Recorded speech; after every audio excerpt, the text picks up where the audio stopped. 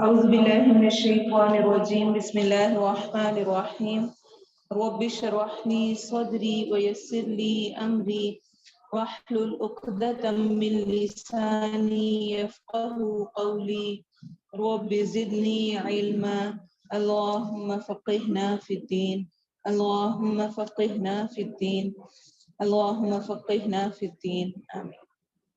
السلام علیکم ورحمۃ اللہ وبرکاتہ.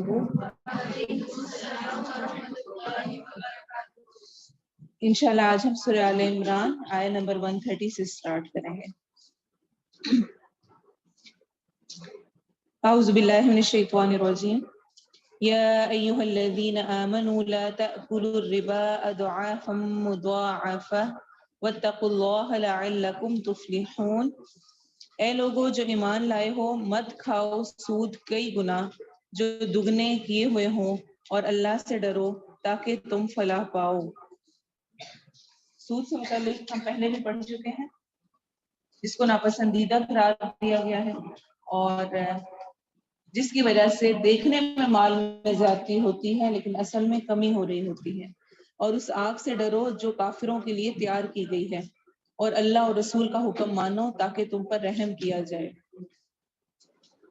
اور ایک دوسرے سے بڑھ کر دوڑو اپنے رب کی جانب سے بخشش کی طرف اور اس جنت کی طرف جس کی چوڑائی آسمانوں اور زمین کے برابر ہے، ڈرنے والوں کے لیے تیار کی گئی ہے. وَسَارِعُوا إِلَى مَغْفِرَةٍ مِّن رَبِّكُمْ. دوڑو، بھاگو اللہ کی بخشش کی طرف. آپ صلی اللہ علیہ وسلم نے فرمایا، نیک اعمال سر انجام دینے میں جلدی کرو، ایسے فتنوں کے آنے سے پہلے جو اندھیری رات کے مختلف ٹکڑوں کی طرح رونما ہوں گے. صبح کو آدمی مومن ہوگا اور شام کو کافر ہوگا، اور شام کو مومن ہوگا اور صبح کو کافر. وہ اپنے دین کو دنیا کے معمولی سامان کے عوض بیچ دے گا. صحیح مسلم کی روایت ہے.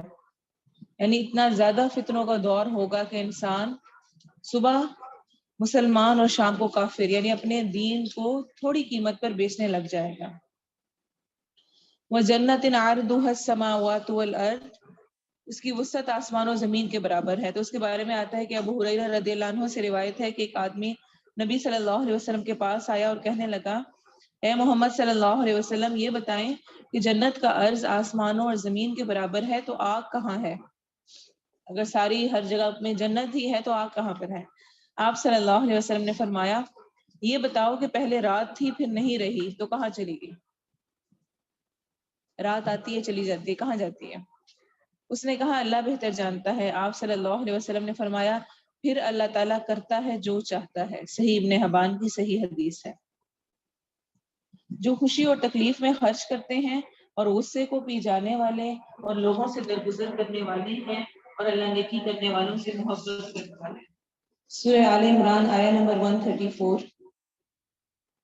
الذين ينفقون في السراء والضراء والكاظمين الغيظ والعافين عن الناس والله يحب المحسنين.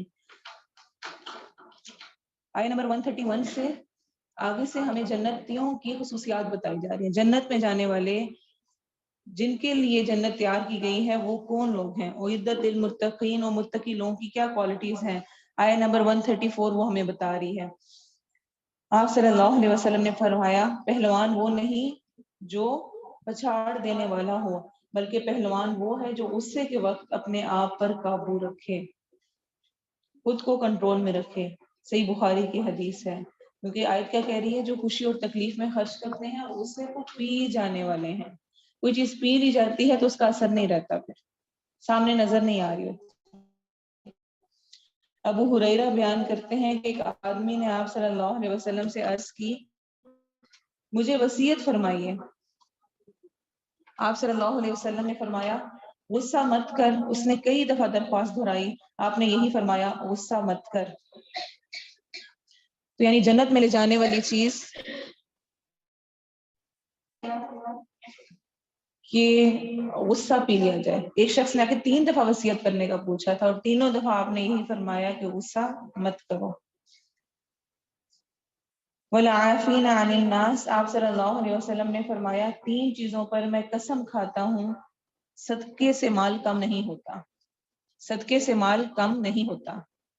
اللہ تعالیٰ معاف کر دینے سے بندے کی عزت میں اضافہ ہی کرتا ہے، کمی نہیں ہوتی۔ ہمیں لگ رہا ہوتا ہے معاف کیا تو گویا میں ہار گئی، دوسرا جیت گیا۔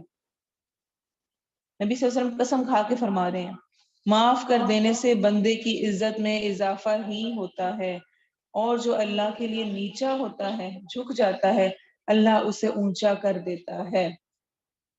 ہمیں اگر لگ رہا ہے کہ نہیں بہت نقصان ہو گیا اور میں اگر جھک جاؤں گی، مان جاؤں گی تو شاید میں نیچی ہو جاؤں، نہیں، اللہ اونچا کر دے گا۔ دوسرے کو احساس ضرور ہو جائے گا کہ آپ اس وقت ٹھیک تھے۔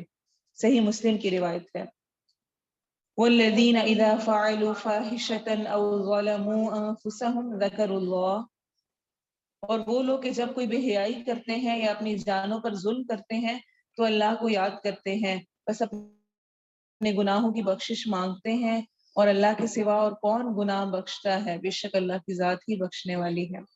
اور انہوں نے جو کیا اس پر اصرار نہیں کرتے، جبکہ وہ جانتے ہیں یہ لوگ ہیں جن کی جزا ان کے رب کی طرف سے بڑی بخشش اور ایسے باغات ہیں جن کے نیچے سے نہریں بہتی ہیں، ہمیشہ ان میں رہنے والے ہیں، اور یہ عمل کرنے والوں کا اچھا اجر ہے۔ آپ صلی اللہ علیہ وسلم نے فرمایا ایک آدمی نے گناہ کیا تو کہا اے میرے رب میں نے گناہ کیا ہے، تو مجھے وہ بخش دے۔ تو اللہ عز و جل نے فرمایا میرے بندے نے گناہ کیا تو اس نے جان لیا کہ اس کا ایک رب ہے جو گناہ بخشتا ہے اور اس پر پکڑتا ہے، تو کہا اے میرے رب میں نے ایک اور گناہ کیا ہے، تو اسے بخش دے۔ اللہ تعالیٰ نے فرمایا میرے بندے نے جان لیا کہ اس کا ایک رب ہے جو گناہ بخشتا ہے اور اس پر پکڑتا ہے، فرشتوں گواہ رہو کہ میں نے اپنے بندے کو بخش دیا۔ پھر بندہ رکا رہا جتنا اللہ نے چاہا، پھر اس نے ایک اور گناہ کیا تو کہا اے میرے رب میں نے ایک اور گناہ کیا ہے، تو اسے بخش دے۔ تو اللہ تعالیٰ نے فرمایا میرے بندے نے جان لیا کہ اس کا ایک رب ہے جو گناہ بخشتا اس پر پکڑتا ہے، فرشتوں گواہ رہو کہ میں نے اپنے بندے کو بخش دیا، سو وہ جو چاہے کرے۔ صحیح بخاری کی اور صحیح مسلم کی حدیث ہے۔ یہ حدیث ہمیں کیا سمجھا رہی ہے کہ گناہ ہو جانے پر بخشش مانگنا پسندیدہ ہے، اور جب انسان اللہ سے معافی مانگتا ہے تو اللہ تعالیٰ خوش ہوتے ہیں کہ وہ یہ سمجھتا ہے کہ میں ہی معاف کرنے والا ہوں، اسی لیے وہ معافی مانگ رہا ہے، اور پھر اللہ تعالیٰ بخشتا ہے۔ بلا شبہ تم سے پہلے بہت سے طریقے گزر چکے، سو زمین میں چلو پھرو پھر دیکھو جھٹلانے والوں کا انجام کیسا ہوا۔ یہ لوگوں کے لیے ایک وضاحت ہے اور بچنے والوں کے لیے سراسر ہدایت اور نصیحت ہے۔ اور نہ کمزور بنو اور نہ غم کرو، اور تم ہی غالب رہو گے اگر تم مومن ہو۔ اگر تمہیں کوئی زخم پہنچے تو یقیناً ان لوگوں کو بھی اس جیسا زخم پہنچا ہے، اور یہ تو دن ہے ہم انہیں لوگوں کے درمیان باری باری بدلتے رہتے ہیں، اور تاکہ اللہ ان لوگوں کو جان لے جو ایمان لائے اور تم میں سے بعض کو شہید بنائے، اور اللہ ظالموں سے محبت نہیں کرتا، اور تاکہ اللہ ان لوگوں کو خالص کر دے جو ایمان لائے اور کافروں کو مٹا دے۔ یہ تم نے گمان کر لیا ہے کہ تم جنت میں داخل ہو جاؤ گے، حالانکہ ابھی تک اللہ نے ان لوگوں کو نہیں جانا جنہوں نے تم میں سے جہاد کیا، اور تاکہ وہ صبر کرنے والوں کو جان لے۔ اور بے شک تم تو موت کی تمنا کیا کرتے تھے اس سے پہلے کہ اسے ملو، تو بلا شبہ تم نے اسے اس حال میں دیکھ لیا کہ تم آنکھوں سے اسے دیکھ رہے تھے۔ موت کی تمنا کرنا منع ہے، عافیت کی دعا کرنی چاہیے۔ آپ صلی اللہ علیہ وسلم نے فرمایا دشمن سے مٹ بھیڑ کی تمنا نہ کیا کرو، بلکہ اللہ تعالیٰ سے عافیت مانگتے رہا کرو۔ ہاں اگر دشمن سے مقابلہ ہو جائے تو پھر صبر کرو، اور خوب جان لو کہ جنت تلواروں کے سائے تلے ہے۔ صحیح بخاری کی روایت ہے۔ اور نہیں ہے محمد صلی اللہ علیہ وسلم مگر ایک رسول۔ یہ بہت اہم آیت ہے، آیت نمبر 144، صلی اللہ علیہ وسلم مگر ایک رسول، بے شک اس سے پہلے کئی رسول گزر چکے، تو کیا اگر وہ فوت ہو جائیں یا قتل کر دیے جائیں تو تم اپنی ایڑیوں پر پھر جاؤ گے؟ اور جو اپنی ایڑیوں پر پھر جائے تو وہ اللہ کو ہرگز کچھ بھی نقصان نہیں پہنچائے گا، اور اللہ کرنے والوں کو جلد جزا دے گا۔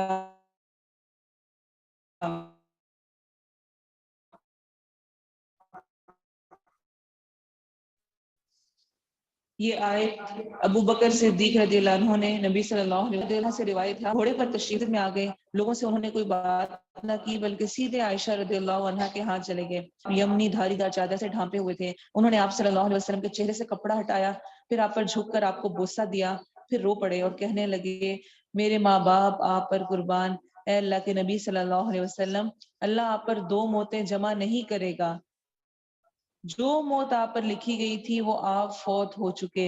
ابو سلمہ کہتے ہیں مجھے اپنے عباس نے بتایا کہ ابو بکر رضی اللہ عنہ نکلے، عمر رضی اللہ عنہ لوگوں سے باتیں کر رہے تھے تو فرمایا بیٹھ جاؤ، انہوں نے نہ مانا، پھر فرمایا بیٹھ جاؤ، وہ پھر بھی نہ مانے، تو ابو بکر صدیق نے خطبہ پڑھا، اب لوگ ان کی طرف متوجہ ہو گئے اور عمر رضی اللہ عنہ کو چھوڑ دیا۔ ابو بکر رضی اللہ عنہ نے فرمایا اما بعد، تم میں سے جو محمد صلی اللہ علیہ وسلم کی عبادت کرتا تھا تو بے شک محمد صلی اللہ علیہ وسلم فوت ہو گئے ہیں، اور جو اللہ کی عبادت کرتا تھا تو بے شک اللہ زندہ ہے، کبھی فوت نہیں ہوگا۔ اللہ تعالیٰ نے فرمایا ہے، اور پھر یہ والی آیت پڑھی وما محمد الا رسول۔ ابن عباس فرماتے ہیں اللہ کی قسم ایسا معلوم ہو رہا تھا کہ لوگ جانتے ہی نہیں تھے کہ اللہ نے یہ آیت نازل فرمائی ہوئی ہے، پہلے سے موجود ہے، یہاں تک کہ ابو بکر صدیق نے یہ آیت پڑھی تو لوگوں نے اسے ان سے لے لیا، تو جسے سنو یہی آیت پڑھ رہا تھا، کہ ہر کوئی پھر یہ آیت پڑھنے لگ گیا کہ حقیقتا نبی صلی اللہ علیہ وسلم اس دنیا سے رخصت ہو گئے ہیں۔ سعید بن مسیب سے روایت ہے کہ عمر رضی اللہ عنہ نے فرمایا اللہ کی قسم میں نے ابو بکر رضی اللہ عنہ سے جب اس آیت کی تلاوت سنی تو میں کھڑے کا کھڑا رہ گیا، میرے پاؤں مجھے اٹھا نہیں رہے تھے یہاں تک کہ میں گر گیا، اس بات کے یقین کے ساتھ کہ واقعی نبی صلی اللہ علیہ وسلم ہمارے پاس سے چلے گئے ہیں۔ آیت نمبر 145، اور کسی جان کے لیے کبھی ممکن نہیں کہ اللہ کے حکم کے بغیر مر جائے، لکھے ہوئے کے مطابق جس کا وقت مقرر ہے، اور جو شخص دنیا کا بدلہ چاہے ہم اسے اس میں سے دیں گے، اور جو آخرت کا بدلہ چاہے اسے اس میں سے دیں گے، اور ہم شکر کرنے والوں کو جلد جزا دیں گے۔ اور کتنے ہی نبی ہیں جن کے ہمراہ بہت سے رب والوں نے جنگ کی تو نہ انہوں نے اس مصیبت کی وجہ سے ہمت ہاری جو انہیں اللہ کی راہ میں پہنچی، اور نہ وہ کمزور پڑے، اور نہ انہوں نے عاجزی دکھائی، اور اللہ صبر کرنے والوں سے محبت کرتا ہے۔ اور ان کی بات اس کے سوا کچھ نہ تھی کہ انہوں نے کہا اے ہمارے رب ہمیں ہمارے گناہ بخش دے اور ہمارے کام میں ہماری زیادتی کو بھی، اور ہمارے قدم ثابت رکھ اور کافر لوگوں پر ہماری مدد فرما۔ ربنا اغفر لنا ذنوبنا واسرافنا فی امرنا وثبت اقدامنا وانصرنا علی القوم الکافرین۔ اس دعا کو بھی ہائی لائٹ کر لیں اور اپنی دعاؤں میں شامل کریں، بہترین دعا ہے۔ گناہوں کی بخشش اور جو بھی کام کر رہے ہیں ان میں اگر کوئی زیادتی ہو رہی ہے، کچھ صحیح طرح سے نہیں ہو رہا، اور قدموں کے جمنے کے لیے بہت دفعہ ہم نیکیاں شروع کر دیتے ہیں لیکن ان پر ثابت قدم نہیں رہتے، ڈٹ کے نہیں رہتے ہیں، تو اس کی بھی دعا ہے۔ تو اللہ نے انہیں دنیا کا بدلہ عطا فرمایا اور آخرت کا اچھا بدلہ بھی، اور اللہ نیکی کرنے والوں سے محبت کرتا ہے۔ اے لوگوں جو ایمان لائے ہو، اگر تم ان لوگوں کا کہنا مانو گے جنہوں نے کفر کیا تو وہ تمہیں تمہاری ایڑیوں پر پھیر دیں گے، پھر تم خسارہ اٹھانے والے ہو کر پلٹو گے، بلکہ اللہ ہی تمہارا مالک ہے اور وہ سب مدد کرنے والوں سے بہتر ہے۔ ہم عنقریب ان لوگوں کے دلوں میں جنہوں نے کفر کیا روک ڈال دیں گے، اس لیے کہ انہوں نے اللہ کے ساتھ اس کو شریک بنایا جس کی اس نے کوئی دلیل نہیں اتاری، اور ان کا ٹھکانہ آگ ہے اور وہ ظالموں کا برا ٹھکانہ ہے۔ اور بلا شبہ یقیناً اللہ نے تم سے اپنا وعدہ سچا کر دکھایا جب تم انہیں اس کے حکم سے کاٹ رہے تھے، یہاں تک کہ جب تم نے ہمت ہار دی اور تم نے حکم کے بارے میں آپس میں جھگڑا کیا اور تم نے نافرمانی کی، اس کے بعد کہ اس نے تمہیں وہ چیز دکھا دی جسے تم پسند کرتے تھے، یعنی مال غنیمت اور زہد کی بات چل رہی ہے۔ تم میں سے کچھ وہ تھے جو دنیا چاہتے تھے اور تم میں سے کچھ وہ تھے جو آخرت چاہتے تھے، پھر اس نے تمہیں ان سے پھیر دیا تاکہ تمہیں آزمائے، اور بلا شبہ یقیناً اس نے تمہیں معاف کر دیا، اور اللہ مومنوں پر بڑے فضل والا ہے۔ بے شک جب تم دور چلے جاتے تھے اور کسی کو مڑ کر نہیں دیکھتے تھے اور رسول تمہاری پچھلی جماعت میں تمہیں بلا رہا تھا، یہ جو میں نے غزوہ احد کا آپ کو تفصیل بتائی تھی اسی کا یہ ساری آیات اس سے متعلق ہیں، کہ جس وقت وہ لوگ اتر کے بھاگ رہے تھے اور آپ صلی اللہ علیہ وسلم واپس انہیں بلا رہے تھے، اور رسول تمہاری پچھلی جماعت میں تمہیں بلا رہا تھا تو اس نے بدلے میں تمہیں غم کے ساتھ اور غم دیا تاکہ تم نہ اس پر غمزدہ ہو جو تمہارے ہاتھ سے نکل گیا، اور نہ اس پر جو تمہیں مصیبت پہنچی، اور اللہ اس کی پوری خبر رکھنے والا ہے جو تم کرتے ہو۔ پھر اس غم کے بعد اس نے تم پر ایک امن نازل فرمایا جو ایک اونگ تھی، جو تم میں سے کچھ لوگوں پر چھا رہی تھی، اور کچھ لوگ وہ تھے جنہیں ان کی جانوں نے فکر میں ڈال رکھا تھا، وہ اللہ کے بارے میں ناحق جاہلیت کا گمان کر رہے تھے۔ اچھا، یہ جو آتا ہے نا اونگ آ گئی تھی، یہ ایک بہت بڑی نعمت ہے۔ نیند کا آ جانا یہ ایک بہت بڑی اللہ کی نعمت ہے، اس پر خاص شکر ہونا چاہیے۔ اسی لیے ہمیں سو کر اٹھنے کی دعا بھی سکھائی گئی الحمدللہ کے ساتھ۔ بہت سارے لوگ لیٹتے ہیں، سونا چاہتے ہیں، انہیں نیند نہیں آ رہی ہوتی، تو اگر مجھے فوراً نیند آ جاتی ہے، میں سو لیتی ہوں۔ کبھی ہوتا ہے بہت پریشانی آزمائش ہوتی ہے، اس میں ایک دم سے اونگ آ جاتی ہے، آنکھ لگتی ہے، اور وہ تھوڑی سی سے ہی انسان فریش ہو جاتا ہے، اور اصل میں اللہ کی طرف سے ایک مدد ہوتی ہے۔ اور اس کے بارے میں مختلف روایات ہمیں ملتی ہیں اس موقع پر، کہ ابو طلحہ بیان فرماتے ہیں ہم پر اونگ چھا گئی جبکہ ہم احد کے دن اپنی صفوں میں کھڑے ہوئے تھے۔ حالت یہ تھی کہ میری تلوار میرے ہاتھ سے گری جاتی تھی، میں اسے اٹھا لیتا اور پھر گر جاتی، اور میں اسے پھر اٹھا لیتا۔ صحیح بخاری کی روایت ہے، کھڑے ہوئے اونگ آئی بھی تھی۔ اور ابو طلحہ یہ بیان فرماتے ہیں میں نے احد کے دن اپنا سر بلند کیا اور لوگوں کو دیکھنے لگا تو کیا دیکھتا ہوں کہ ہر شخص اونگ کی وجہ سے اپنے سر کو ڈھال کے نیچے جھکائے ہوئے ہیں، اور یہی اللہ تعالیٰ کے اس قول کا مطلب ہے ثم انزل علیکم من بعد الغم امنۃ نعاسا۔ ترمذی کی حدیث ہے، روایت ہے یہ۔ اور کچھ لوگ وہ تھے جنہیں ان کی جانوں نے کفر میں فکر میں ڈال رکھا تھا، وہ اللہ کے بارے میں ناحق جاہلیت کا گمان کر رہے تھے، کہتے تھے کیا اس معاملے میں ہمارا بھی کوئی اختیار ہے؟ کہہ دیجئے بے شک معاملہ سب کا سب اللہ کے اختیار میں ہے۔ منافقین کی بات ہو رہی ہے، وہ اپنے دلوں میں وہ بات چھپاتے تھے جو تیرے لیے ظاہر نہیں کرتے تھے، کہتے تھے اگر اس معاملے میں ہمارا کچھ اختیار ہوتا تو ہم یہاں قتل نہ کیے جاتے۔ کہہ دیجئے اگر تم اپنے گھروں میں ہوتے تب بھی جن لوگوں پر قتل ہونا لکھا جا چکا تھا اپنے لیٹنے کی جگہوں کی طرف ضرور نکل آتے، اور تاکہ اللہ اسے آزما لے جو تمہارے سینوں میں ہے، اور تاکہ اسے خالص کر دے جو تمہارے دلوں میں ہے، اور اللہ سینوں کی بات کو خوب خوب جاننے والا ہے۔ اور یہ کاش اگر مگر کہنا منافق کی نشانی ہے، مومن کو یہ زیب نہیں دیتا۔ اگر ہم اپنے گھروں میں ہوتے تو قتل نہ کیے جاتے۔ اس کے بارے میں زبیر رضی اللہ عنہ فرماتے ہیں اللہ کی قسم میں معتب بن بشیر جو بنو عمر بن عوف سے تھا اس کی بات سن رہا تھا جبکہ اونگ مجھے ڈھانپ رہی تھی، میں خواب کی طرح اس کی بات سن رہا تھا جب وہ کہہ رہا تھا اگر اس معاملے میں ہمارا کچھ اختیار ہوتا تو ہم یہاں قتل نہ کیے جاتے۔ کیا اختیار نہیں تھا؟ اصل میں کس چیز کی بات ہو رہی ہے کہ جس وقت نبی صلی اللہ علیہ وسلم نے غزوہ احد کے موقع پر لوگوں سے مشورہ لیا تھا کہ بتاؤ کہاں پر ہم لڑیں، تو کچھ نے کہا تھا کہ مدینہ کے اندر ہی رہ کے لڑیں، اور کچھ نے کہا تھا کہ نہیں باہر جا کے لڑیں۔ آپ صلی اللہ علیہ وسلم نے جنہوں نے کہا تھا باہر جا کے لڑیں ان کی رائے کو پسند فرمایا تھا۔ اچھا، مدینہ میں رہ کر لڑنا کیوں پسند کر رہے تھے؟ خاص طور پہ منافقین، کہ وہاں اندر اندر ہوں گے، غائب ہو سکتے ہیں، کسی کو پتہ نہیں چلے گا اپنے گھروں میں، باہر نکلے تو وہ دور جانا پڑے گا اور وہاں جا کے سامنے لڑنا پڑے گا۔ تو اب جب باہر نکلے اور جنگ ہوئی تو اس پر بھی ان کی یہی شکوے شکایتیں تھیں کہ ہماری تو بات ہی نہیں مانی گئی، ہم سے تو پوچھا ہی نہیں گیا، ہمارا کیا ہی نہیں گیا۔ اجتماعی معاملات میں اکثر ایسے معاملات پیش آتے ہیں کہ ہم مشورہ دیتے ہیں اور سمجھتے ہیں کہ اب جو مشورہ دیا ہے وہ لازمی پورا ہی ہونا چاہیے، حالانکہ مشورہ اس لیے نہیں دیا جاتا کہ لازمی پورا ہو، مشورہ دینا پسندیدہ ہے، اور آگے ہم اس کو دیکھیں گے کہ نبی صلی اللہ علیہ وسلم کو بھی مشورہ لینے کا حکم دیا گیا، اور ایک امیر کے لیے ضروری ہے کہ وہ سب کو ساتھ لے کے چلے، مشورہ کرے، لیکن اس کا ہرگز یہ مطلب نہیں ہے کہ جب مشورہ لیا جائے تو اس کو لازمی مانا بھی جائے جو کہہ رہا ہو۔ پھر امیر کی مرضی ہے کہ اس کے نزدیک جو رائے زیادہ بہتر ہو وہ اس کو قبول کرے، تو اسی کا یہاں پر ذکر ہے۔ بے شک وہ لوگ جو تم میں سے اس دن پیٹ پھیر گئے جب دو جماعتیں بڑھیں، شیطان نے انہیں ان بعض اعمال ہی کی وجہ سے پھسلایا جو انہوں نے کیے تھے، اور بلا شبہ یقیناً اللہ نے انہیں معاف کر دیا، بے شک اللہ بے حد بخشنے والا نہایت بردبار ہے۔ اے لوگوں جو ایمان لائے ہو ان لوگوں کی طرح نہ ہو جاؤ جنہوں نے کفر کیا اور اپنے بھائیوں کے بارے میں کہا جب انہوں نے زمین میں سفر کیا یا وہ لڑنے والے تھے اگر وہ ہمارے پاس ہوتے تو نہ مرتے اور نہ قتل کیے جاتے تاکہ اللہ اسے ان کے دلوں میں حسرت بنا دے۔ تو اگر مگر کاش کہنا صرف حسرت کا باعث ہے، اور اللہ زندگی بخشتا اور موت دیتا ہے، اور اللہ اس کو جو تم کرتے ہو خوب دیکھنے والا ہے۔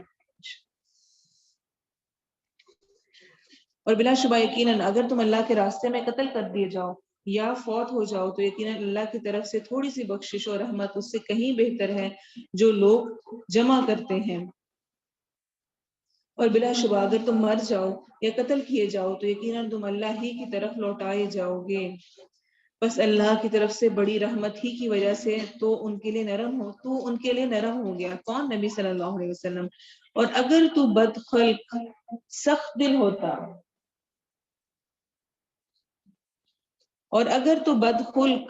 دل ہوتا تو یقیناً وہ تیرے گر سے منتشر ہو جاتے، سو ان سے درگزر کر اور ان کے لیے بخشش کی دعا کر اور کام میں ان سے مشورہ کر، پھر جب تو پختہ ارادہ کر لے تو اللہ پر بھروسہ کر، بے شک اللہ بھروسہ کرنے والوں سے محبت کرتا ہے۔ تو آپس میں کام کرتے ہوئے جو ایک اہم صفت بتائی جا رہی ہے وہ ہے نرمی، اچھا اخلاق، کہ اگر تم سخت دل ہوتے، بد اخلاق ہوتے تو لوگ تمہارے ارد گرد سے چھٹ جاتے، تو ان سے جو غلطیاں ہوں ان پہ کیا کرو؟ درگزر کرو، ان کے لیے بخشش کی دعا کرو اور کام میں ان سے مشورہ کرو۔ آپ صلی اللہ علیہ وسلم نبی ہونے کے باوجود، علم رکھنے کے باوجود اور نبی صلی اللہ علیہ وسلم کو اللہ تعالیٰ کی طرف سے رہنمائی کے باوجود وہ اپنے صحابہ کرام سے مشورہ لیا کرتے تھے۔ اسی بنا پر جس طرح غزوہ احد سے پہلے مشورہ لیا اور باہر نکل کے جنگ کی، غزوہ خندق کے موقع پر آپ نے مشورہ لیا۔ اس وقت کیا ہوا تھا؟ پھر سلمان فارسی نے خندق کھودنے کا مشورہ دیا تھا، تو اس سے فائدہ حاصل ہوا تھا۔ اور اگر اللہ تمہاری مدد کرے تو کوئی تم پر غالب آنے والا نہیں، اور اگر وہ تمہارا ساتھ چھوڑ دے تو وہ کون ہے جو اس کے بعد تمہاری مدد کرے گا؟ اور اللہ ہی پر بس لازم ہے کہ مومن بھروسہ کریں، اور کسی نبی کے لیے کبھی ممکن نہیں کہ وہ خیانت کرے، اور جو خیانت کرے گا قیامت کے دن لے کر آئے گا جو اس نے خیانت کی، پھر ہر شخص کو پورا دیا جائے گا جو اس نے کمایا، اور ان پر ظلم نہیں کیا جائے گا۔ اب ایسا تھا کہ جو غزوہ احد میں عبداللہ بن جبیر کی نگرانی میں 50 تیر انداز تھے، ان کے اترنے کا سبب کیا تھا؟ کس وجہ سے وہ اتر آئے تھے؟ کہ انہیں یہ خوف تھا کہ جو نیچے مال غنیمت ہے کہیں وہ ہمارے ہاتھ سے نہ نکل جائے، تو اس پر یہ آیت نازل ہوئی کہ کسی نبی کے لیے یہ ممکن نہیں ہے کہ وہ خیانت کرے، یعنی وہ چھپا لے اور تمہیں تمہارا حصہ نہ دے، ایسا نہیں ہو سکتا تھا۔ تو کیا وہ شخص جو اللہ کی رضا کے پیچھے چلا اس شخص جیسا ہے جو اللہ کی طرف سے سخت ناراضگی لے کر لوٹا اور جس کا ٹھکانہ جہنم ہے اور وہ برا ٹھکانہ ہے؟ یہ لوگ اللہ کے نزدیک مختلف طبقے ہیں اور اللہ خوب دیکھنے والا ہے جو وہ کر رہے ہیں۔ بلا شبہ یقیناً اللہ نے ایمان والوں پر احسان کیا جب اس نے ان میں ایک رسول انہی میں سے بھیجا جو ان پر اس کی آیات پڑھتا اور انہیں پاک کرتا اور انہیں کتاب اور حکمت سکھاتا ہے، حالانکہ بلا شبہ وہ اس سے پہلے یقیناً کھلی گمراہی میں تھے۔ تو نبی کے آنے کا مقصد اور اس کے بعد دائی کا مقصد کیا ہوتا ہے؟ آیات کی تلاوت، تزکیہ، کتاب و حکمت کو سکھانا، اس کے علاوہ کی باتیں نہیں۔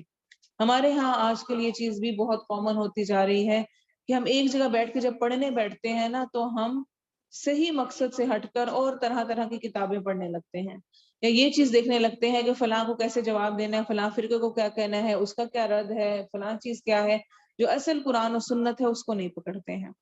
تو جو اصل پکڑنے کی چیز ہے اور جو ایک دائی کو دعوت دینے والے کو سکھانے کی، وہ قرآن کی آیات کی تلاوت، تزکیہ اور سنت ہے۔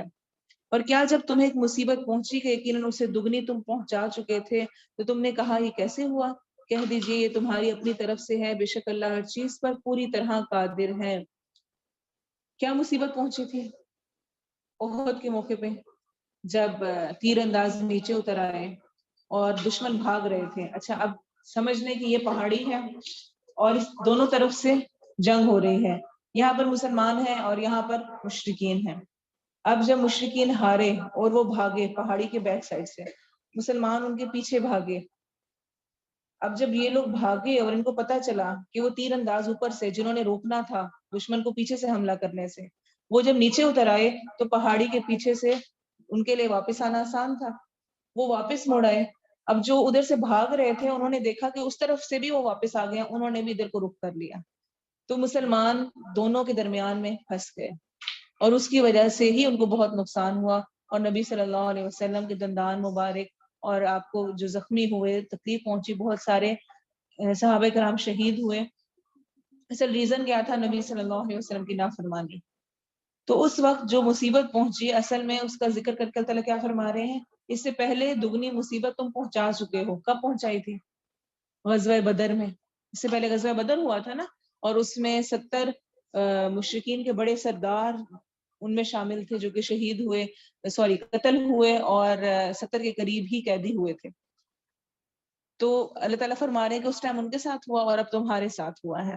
تو کہہ دیجئے تمہاری اپنی طرف سے، یعنی اپنی ہی غلطی ہے. اکثر اوقات ہمارے ساتھ جو ہو رہا ہوتا ہے اس میں ہماری اپنی ہی غلطی ہوتی ہے، ہمارا اپنا ہی لگایا ہوا کچھ نہ کچھ ایسا بیج ہوتا ہے جو ہمارے آگے آ رہا ہوتا ہے. تو اس لیے جب بھی کبھی کسی مشکل مصیبت میں پھنسیں تو سب سے پہلے اپنے اوپر غور کریں کہ کہیں مجھ سے تو کچھ ایسا نہیں ہوا جس کی وجہ سے یہ مشکل مجھ پر آئی ہے. اور ضروری بھی نہیں ہوتا کہ ہمیشہ اس وجہ سے ہی ہو.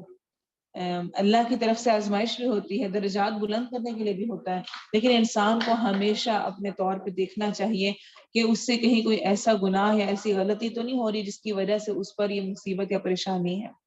بے شک اللہ ہر چیز پر پوری طرح قادر ہے، اور جو مصیبت تمہیں اس دن پہنچی جب 2 جماعتیں بھیڑی تو وہ اللہ کے حکم سے تھی، اور تاکہ وہ ایمان والوں کو جان لے، اور تاکہ وہ ان لوگوں کو جان لے جنہوں نے منافقت کی اور جن سے کہا گیا آؤ اللہ کے راستے میں لڑو یا مدافعت کرو، تو انہوں نے کہا اگر ہم کوئی لڑائی معلوم کرتے تو ضرور تمہارے ساتھ چلتے. وہ اس دن اپنے ایمان کے قریب ہونے کی بنسبت کفر کے زیادہ قریب تھے. اپنے منہوں سے وہ باتیں کر رہے تھے جو ان کے دلوں میں نہیں تھیں، اور اللہ زیادہ جاننے والا ہے جو وہ چھپاتے ہیں. جنہوں نے اپنے بھائیوں کے بارے میں کہا اور خود بیٹھے رہے اگر وہ ہمارا کہنا مانتے تو قتل نہ کیے جاتے. کہہ دیجئے پھر اپنے آپ سے موت کو ہٹا دینا اگر تم سچے ہو. جب تمہارا موت کا وقت آئے گا تو بچا لینا خود کو. اور تو ان لوگوں کو جو اللہ کے راستے میں قتل کر دیے گئے ہرگز مردہ گمان نہ کر، بلکہ وہ زندہ ہیں، اپنے رب کے پاس رزق دیے جاتے ہیں.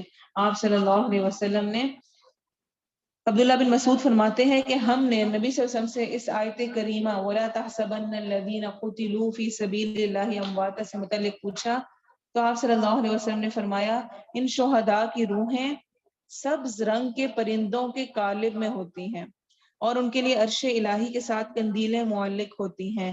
وہ جنت میں جہاں سے چاہتی ہیں کھاتی پیتی ہیں، پھر عرش کے نیچے لٹکی ہوئی انہی قندیلوں میں آ کر رہتی ہیں. صحیح مسلم کی روایت ہے. یعنی شہید کے لیے شہداء جو ہیں. اور اسی طرح سے آگے جو آیات ہے ان میں مل رہا ہے اس پر بہت خوش ہیں کون؟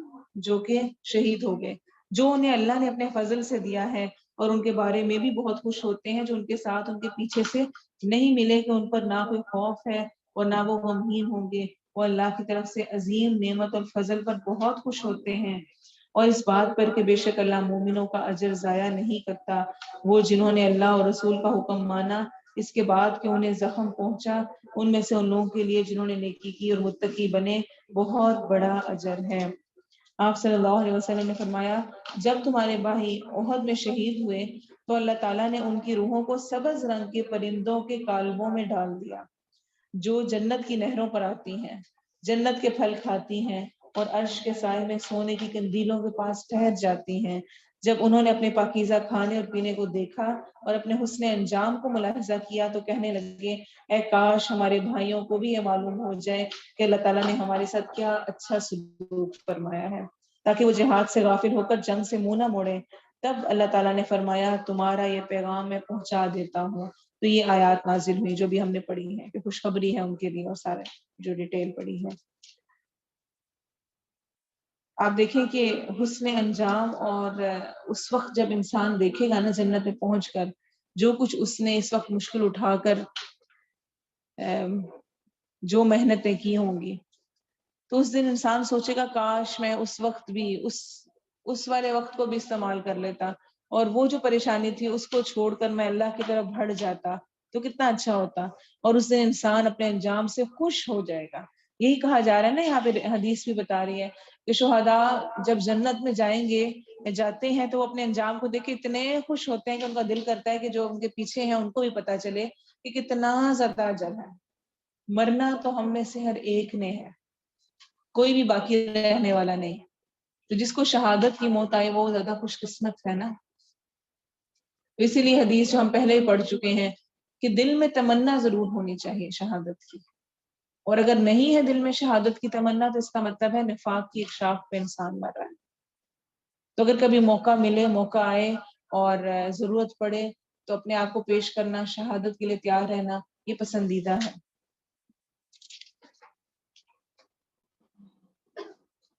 آیت نمبر 172، وہ جنہوں نے اللہ اور رسول کا حکم مانا اس کے بعد کو انہیں زخم پہنچا، ان میں سے ان لوگوں کے لیے جنہوں نے نیکی کی اور متقی بنے بہت بڑا اجر ہے.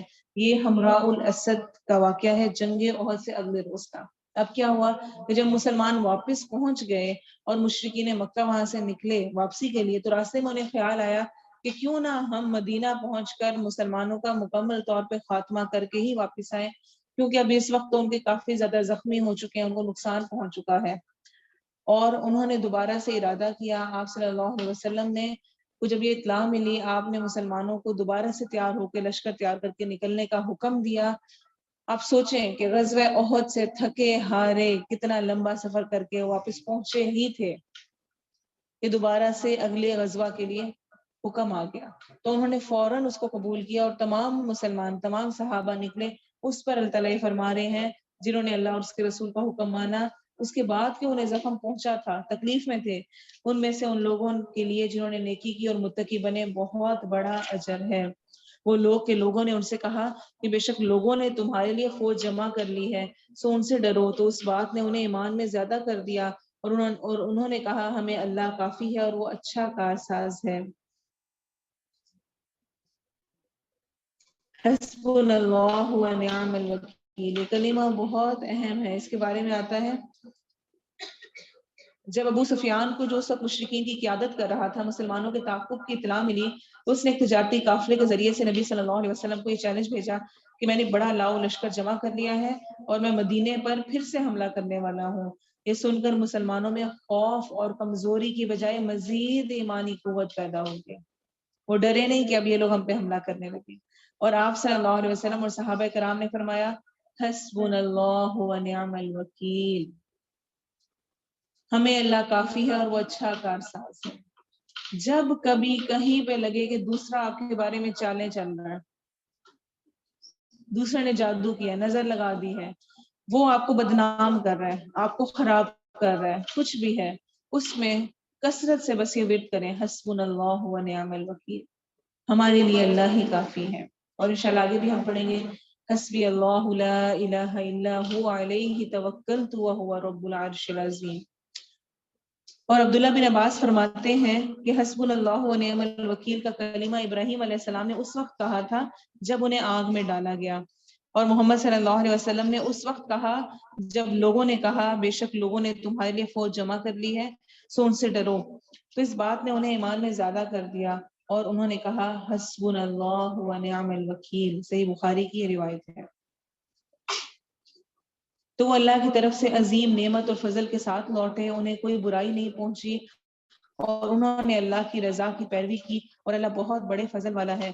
یہ تو شیطان ہی ہے جو اپنے دوستوں سے ڈراتا ہے کہ تم ان سے مت ڈرو اور مجھ سے ڈرو اگر تم مومن ہو، اور وہ لوگ تجھے غمزدہ نہ کریں جو کفر میں جلدی کرتے ہیں، بے شک وہ اللہ کو ہرگز کچھ نقصان نہیں پہنچائیں گے. اللہ چاہتا ہے کہ آخرت میں ان کے لیے کوئی حصہ نہ رکھے اور ان کے لیے بہت بڑا عذاب ہے. بے شک وہ لوگ جنہوں نے کفر کو ایمان کے بدلے خریدا وہ ہرگز اللہ کو کچھ نقصان نہیں پہنچائیں گے اور ان کے لیے دردناک عذاب ہے. اور وہ لوگ جنہوں نے کفر کیا ہرگز گمان نہ کریں کہ بے شک جو مہلت ہم انہیں دے رہے ہیں وہ ان کی جانوں کے بہتر ہے، ہم تو انہیں صرف اس لیے مہلت دے رہے ہیں کہ وہ گناہ میں بڑھ جائیں اور ان کے لیے رسوا کرنے والا عذاب ہے. تو کبھی کچھ غلط دیکھتے ہوئے، سب سے بڑی مثال تو میں یہی دوں گی کیونکہ ہم میں سے ہر ایک اس میں بہت انوالو ہے، کچھ بھی فون پہ اسکرین پہ دیکھتے ہوئے کسی کو پتہ نہیں چل رہا اور عرصہ گزر گیا نہیں پتہ چلتا اور آپ اس میں بڑھتے جا رہے ہیں، تو یہ نہ سمجھیں کہ اللہ کو نہیں پتہ چلتا. اللہ تعالیٰ جب بھی انسان کسی برائی میں پڑتا ہے نا اس کو ڈھیل دے رہا ہوتا ہے، کر لو جتنی کرنی ہے، لیکن پھر ایک دفعہ کشتی ضرور ہے رسی.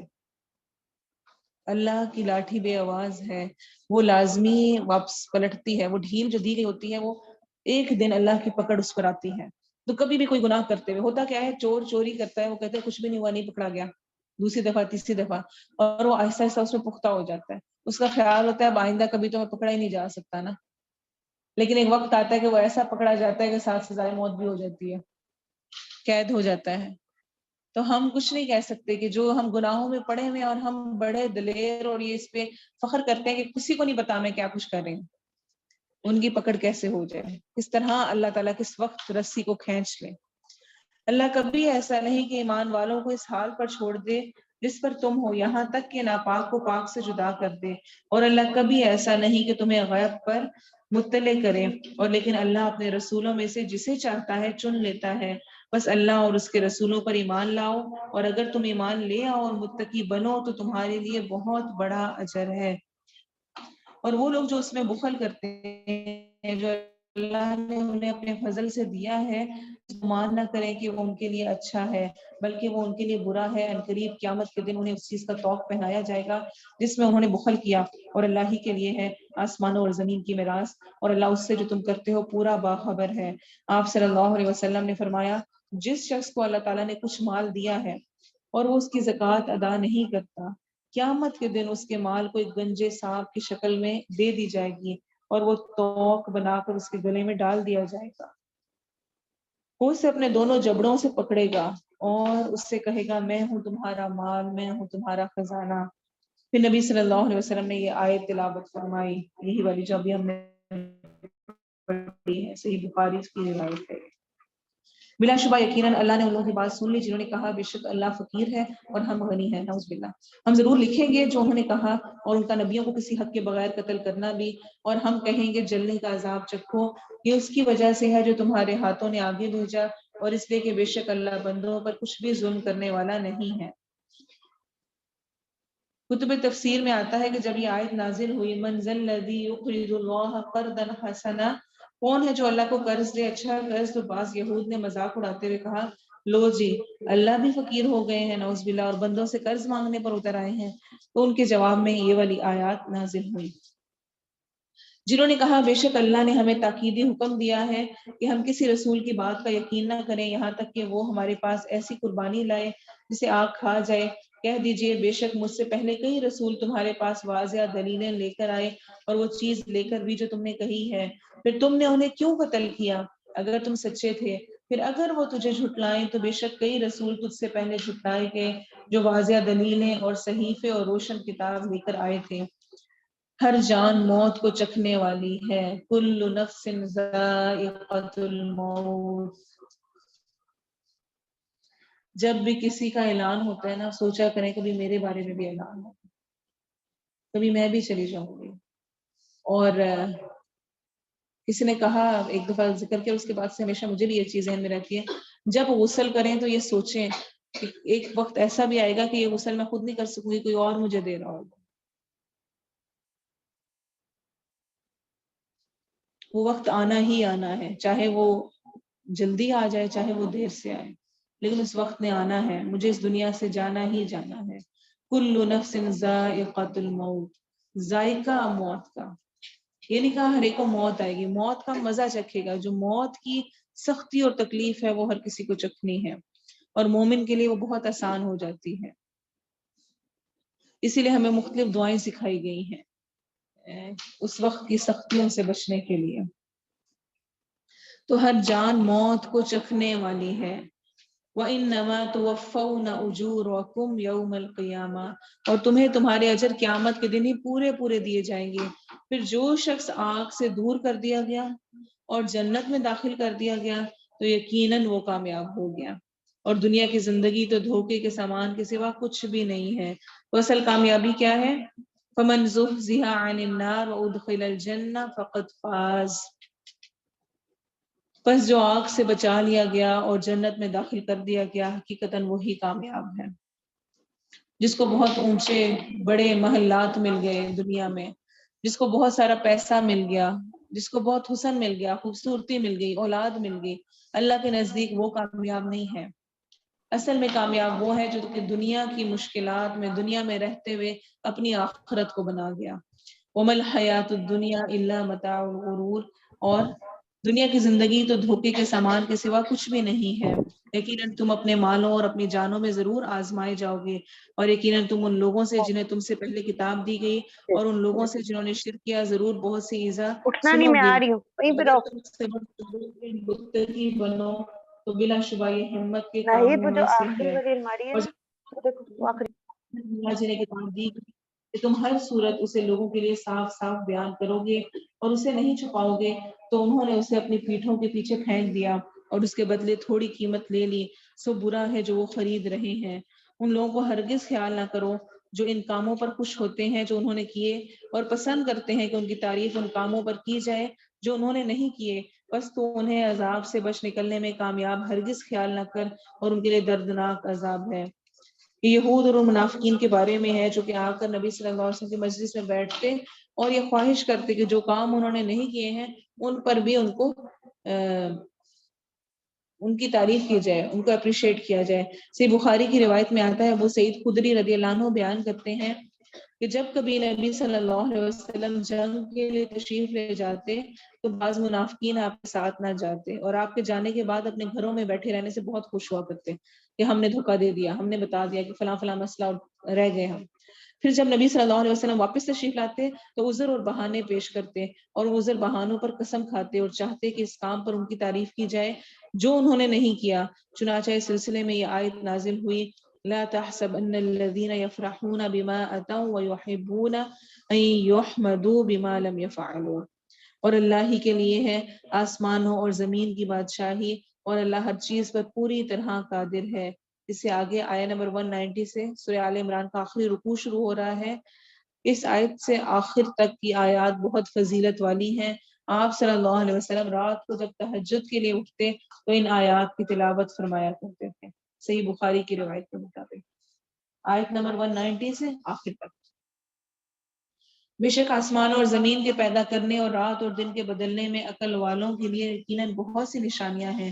وہ لوگ جو کھڑے اور بیٹھے اور اپنے پہلوؤں پر اللہ کو یاد کرتے ہیں اور آسمانوں اور زمین کی پیدائش میں غور و فکر کرتے ہیں. اے ہمارے رب، تو نے یہ بے مقصد پیدا نہیں کیا، تو پاک ہے، سو ہمیں آگ کے عذاب سے بچا لے. ربنا ما خلقت هذا باطلا سبحانك فقنا عذاب النار. اے ہمارے رب، بلا شبہ تو جسے آگ میں ڈال دے سو یقیناً تو نے اسے رسوا کر دیا، اور ظالموں کے لیے کوئی مدد کرنے والے نہیں. اے ہمارے رب، بے شک ہم نے ایک آواز دینے والے کو سنا جو ایمان کے لیے آواز دے رہا تھا کہ اپنے رب پر ایمان لے آؤ، تو ہم ایمان لے آئے. اے ہمارے رب، بس ہمیں ہمارے گناہ بخش دے اور ہم سے ہماری برائیاں دور کر دے اور ہمیں نیکوں کے ساتھ فوت کر. آمین. اس دعا کو بھی ہائی لائٹ کر لیں، آیت نمبر 193 اور 194. اے ہمارے رب، اور ہمیں عطا فرما جس کا وعدہ تو نے ہم سے اپنے رسولوں کی زبانی کیا ہے، اور ہمیں قیامت کے دن رسوا نہ کر، بے شک تو وعدے کی خلاف ورزی نہیں کرتا. آمین. تو ان کے رب نے ان کی دعا قبول کر لی کہ بے شک میں تم میں سے کسی عمل کرنے والے کا عمل ضائع نہیں کروں گا، مرد ہو یا عورت، تمہارا باز سے ہے. تو وہ لوگ جنہوں نے ہجرت کی اور اپنے گھروں سے نکالے گئے اور انہیں میرے راستے میں ایذا دی گئی، تکلیف پہنچائی گئی، اور وہ لڑے اور قتل کیے گئے، یقیناً میں ان سے ان کی برائیاں ضرور دور کروں گا، اور ہر صورت انہیں ایسے باغوں میں داخل کروں گا جن کے نیچے سے نہریں بہتی ہیں اللہ کے ہاتھ سے بدلے کے لیے، اور اللہ ہی ہے جس کے پاس اچھا بدلہ ہے. تجھے ان لوگوں کا شہروں میں چلنا پھرنا ہرگز دھوکے میں نہ ڈالے جنہوں نے کفر کیا. تو لا یغرنک تقلب الذین کفروا فی البلاد. کبھی بھی کسی کو دیکھ کر یہ حسرت نہ کریں کہ اس کے پاس اتنا کچھ، دنیا اتنی ملی ہوئی. اللہ تعالیٰ کیا فرمانے ہیں، تجھے ان لوگوں کا شہروں میں چلنا پھرنا ہرگز دھوکے میں نہ ڈالے جنہوں نے کفر کیا ہے. اللہ تعالیٰ پورا انصاف کرنے والا ہے. آپ صلی اللہ علیہ وسلم نے فرمایا، اللہ تعالیٰ نیکی کے معاملے میں مومن کے ساتھ ناانصافی نہیں کرتا، اسے اس نیکی کا بدلہ دنیا میں بھی دیتا ہے اور آخرت میں بھی، اور کافر جو نیکی اللہ کے لیے کرتا ہے اس کا بدلہ اسے دنیا ہی میں پورا دے دیا جاتا ہے. پھر جب وہ آخرت میں پہنچے گا تو اس کی کوئی نیکی باقی نہیں ہوگی کہ اس کا بدلہ اسے دیا جائے. صحیح مسلم کی روایت ہے. تو جو آج ملا ہوا ہے وہ ان کے لیے آج ہی ہے، کل نہیں ملے گا. لیکن جو مومن ہے اس کو دنیا میں بھی بدلہ ملتا ہے اور آخرت میں بھی اس کے لیے حصہ ہے. تھوڑا سا فائدہ ہے، پھر ان کا ٹھکانہ جہنم ہے اور وہ برا بچھونا ہے۔ لیکن وہ لوگ جو اپنے رب سے ڈر گئے، ان کے لیے باغات ہیں جن کے نیچے سے نہریں بہتی ہیں، ہمیشہ ان میں رہنے والے ہیں اللہ کے پاس سے مہمانی کے طور پر۔ اور جو کچھ اللہ کے پاس ہے وہ نیک لوگوں کے لیے بہتر ہے۔ اور بلا شبہ اہل کتاب میں سے کچھ لوگ یقیناً ایسے ہیں جو اللہ پر ایمان رکھتے ہیں اور اس پر بھی جو تمہاری طرف نازل کیا گیا اور جو ان کی طرف نازل کیا گیا، اللہ کے لیے عاجزی کرنے والے ہیں۔ وہ اللہ کی آیات کے بدلے تھوڑی قیمت نہیں لیتے۔ یہی لوگ ہیں جن کے لیے ان کا اجر ان کے رب کے پاس ہے۔ بے شک اللہ بہت جلد حساب لینے والا ہے۔ اے لوگوں جو ایمان لائے ہو، صبر کرو اور مقابلے میں جمے رہو اور مورچوں میں ڈٹے رہو اور اللہ سے ڈرو تاکہ تم کامیاب ہو جاؤ۔ آپ صلی اللہ علیہ وسلم نے فرمایا، اللہ کے راستے میں ایک دن سرحدوں پر پہرا دینا دنیا اور دنیا میں جو کچھ ہے اس سے بہتر ہے۔ صحیح بخاری کی روایت ہے یہ۔ اور آپ صلی اللہ علیہ وسلم نے فرمایا، اللہ کے راستے میں ایک دن اور ایک رات کا پہرا دینا ایک مہینے کے قیام اور سیام سے بہتر ہے۔ کہ جان لٹکی بھی ہوتی ہے نا، کچھ نہیں پتا کس وقت سرحد پہ کھڑے ہوئے۔ اور اگر اس حال میں مجاہد فوت ہو گیا تو اس کا وہ عمل جاری رہے گا جو وہ کیا کرتا تھا، اور اس کے مطابق اس کا رزق بھی جاری رہے گا، نیز وہ آزمائش سے بھی محفوظ رہے گا۔ صحیح مسلم کی روایت ہے یہ۔ سورۃ النساء مدنی صورت ہے۔ شروع اللہ کے نام سے جو بہت مہربان اور نہایت رحم کرنے والا ہے۔ النساء کا مطلب ہے عورتیں۔ عورتوں کو اس اعتبار سے بھی عزت دی گئی کہ قرآن میں کوئی الرجال کے نام سے صورت نہیں ہے، مردوں کے نام سے، لیکن عورتوں کے نام سے یہ صورت الحمدللہ موجود ہے۔ اور اس میں عورتوں سے متعلق حقوق پر ہی بات ہے، وراثت کی تقسیم اور اس سے متعلق کچھ چیزیں اس میں آئیں گی۔ یا ایھا الناس اتقوا ربکم الذی خلقکم من نفس واحدہ وخلق منها زوجها وبث منهما رجالا كثيرا ونساء واتقوا الله الذي تساءلون به والارحام ان اللہ كان علیکم رقیبا۔ اے لوگو اپنے رب سے ڈرو جس نے تمہیں ایک جان سے پیدا کیا اور اس سے اس کی بیوی پیدا کی اور ان دونوں سے بہت سے مرد اور عورتیں پھیلا دیے، اور اللہ سے ڈرو جس کے واسطے سے تم ایک دوسرے سے سوال کرتے ہو، اور رشتوں سے بھی، بے شک اللہ ہمیشہ تم پر پورا نگران ہے۔ آپ صلی اللہ علیہ وسلم نے فرمایا، قیامت کے دن لوگ آدم علیہ السلام کے پاس جائیں گے اور کہیں گے، اے آدم آپ انسانوں کے باپ ہیں، آپ کو اللہ تعالیٰ نے اپنے ہاتھوں سے بنایا۔ تو خلقکم من نفس واحدہ، آدم علیہ السلام سے آگے نسل چلی، اور ایسے ہی پھر اس سے اس کی بیوی کو بنایا، یعنی آدم علیہ السلام سے ان کی بیوی کو بنایا گیا۔ اس کے بارے میں بھی صحیح بخاری کی روایت ہے۔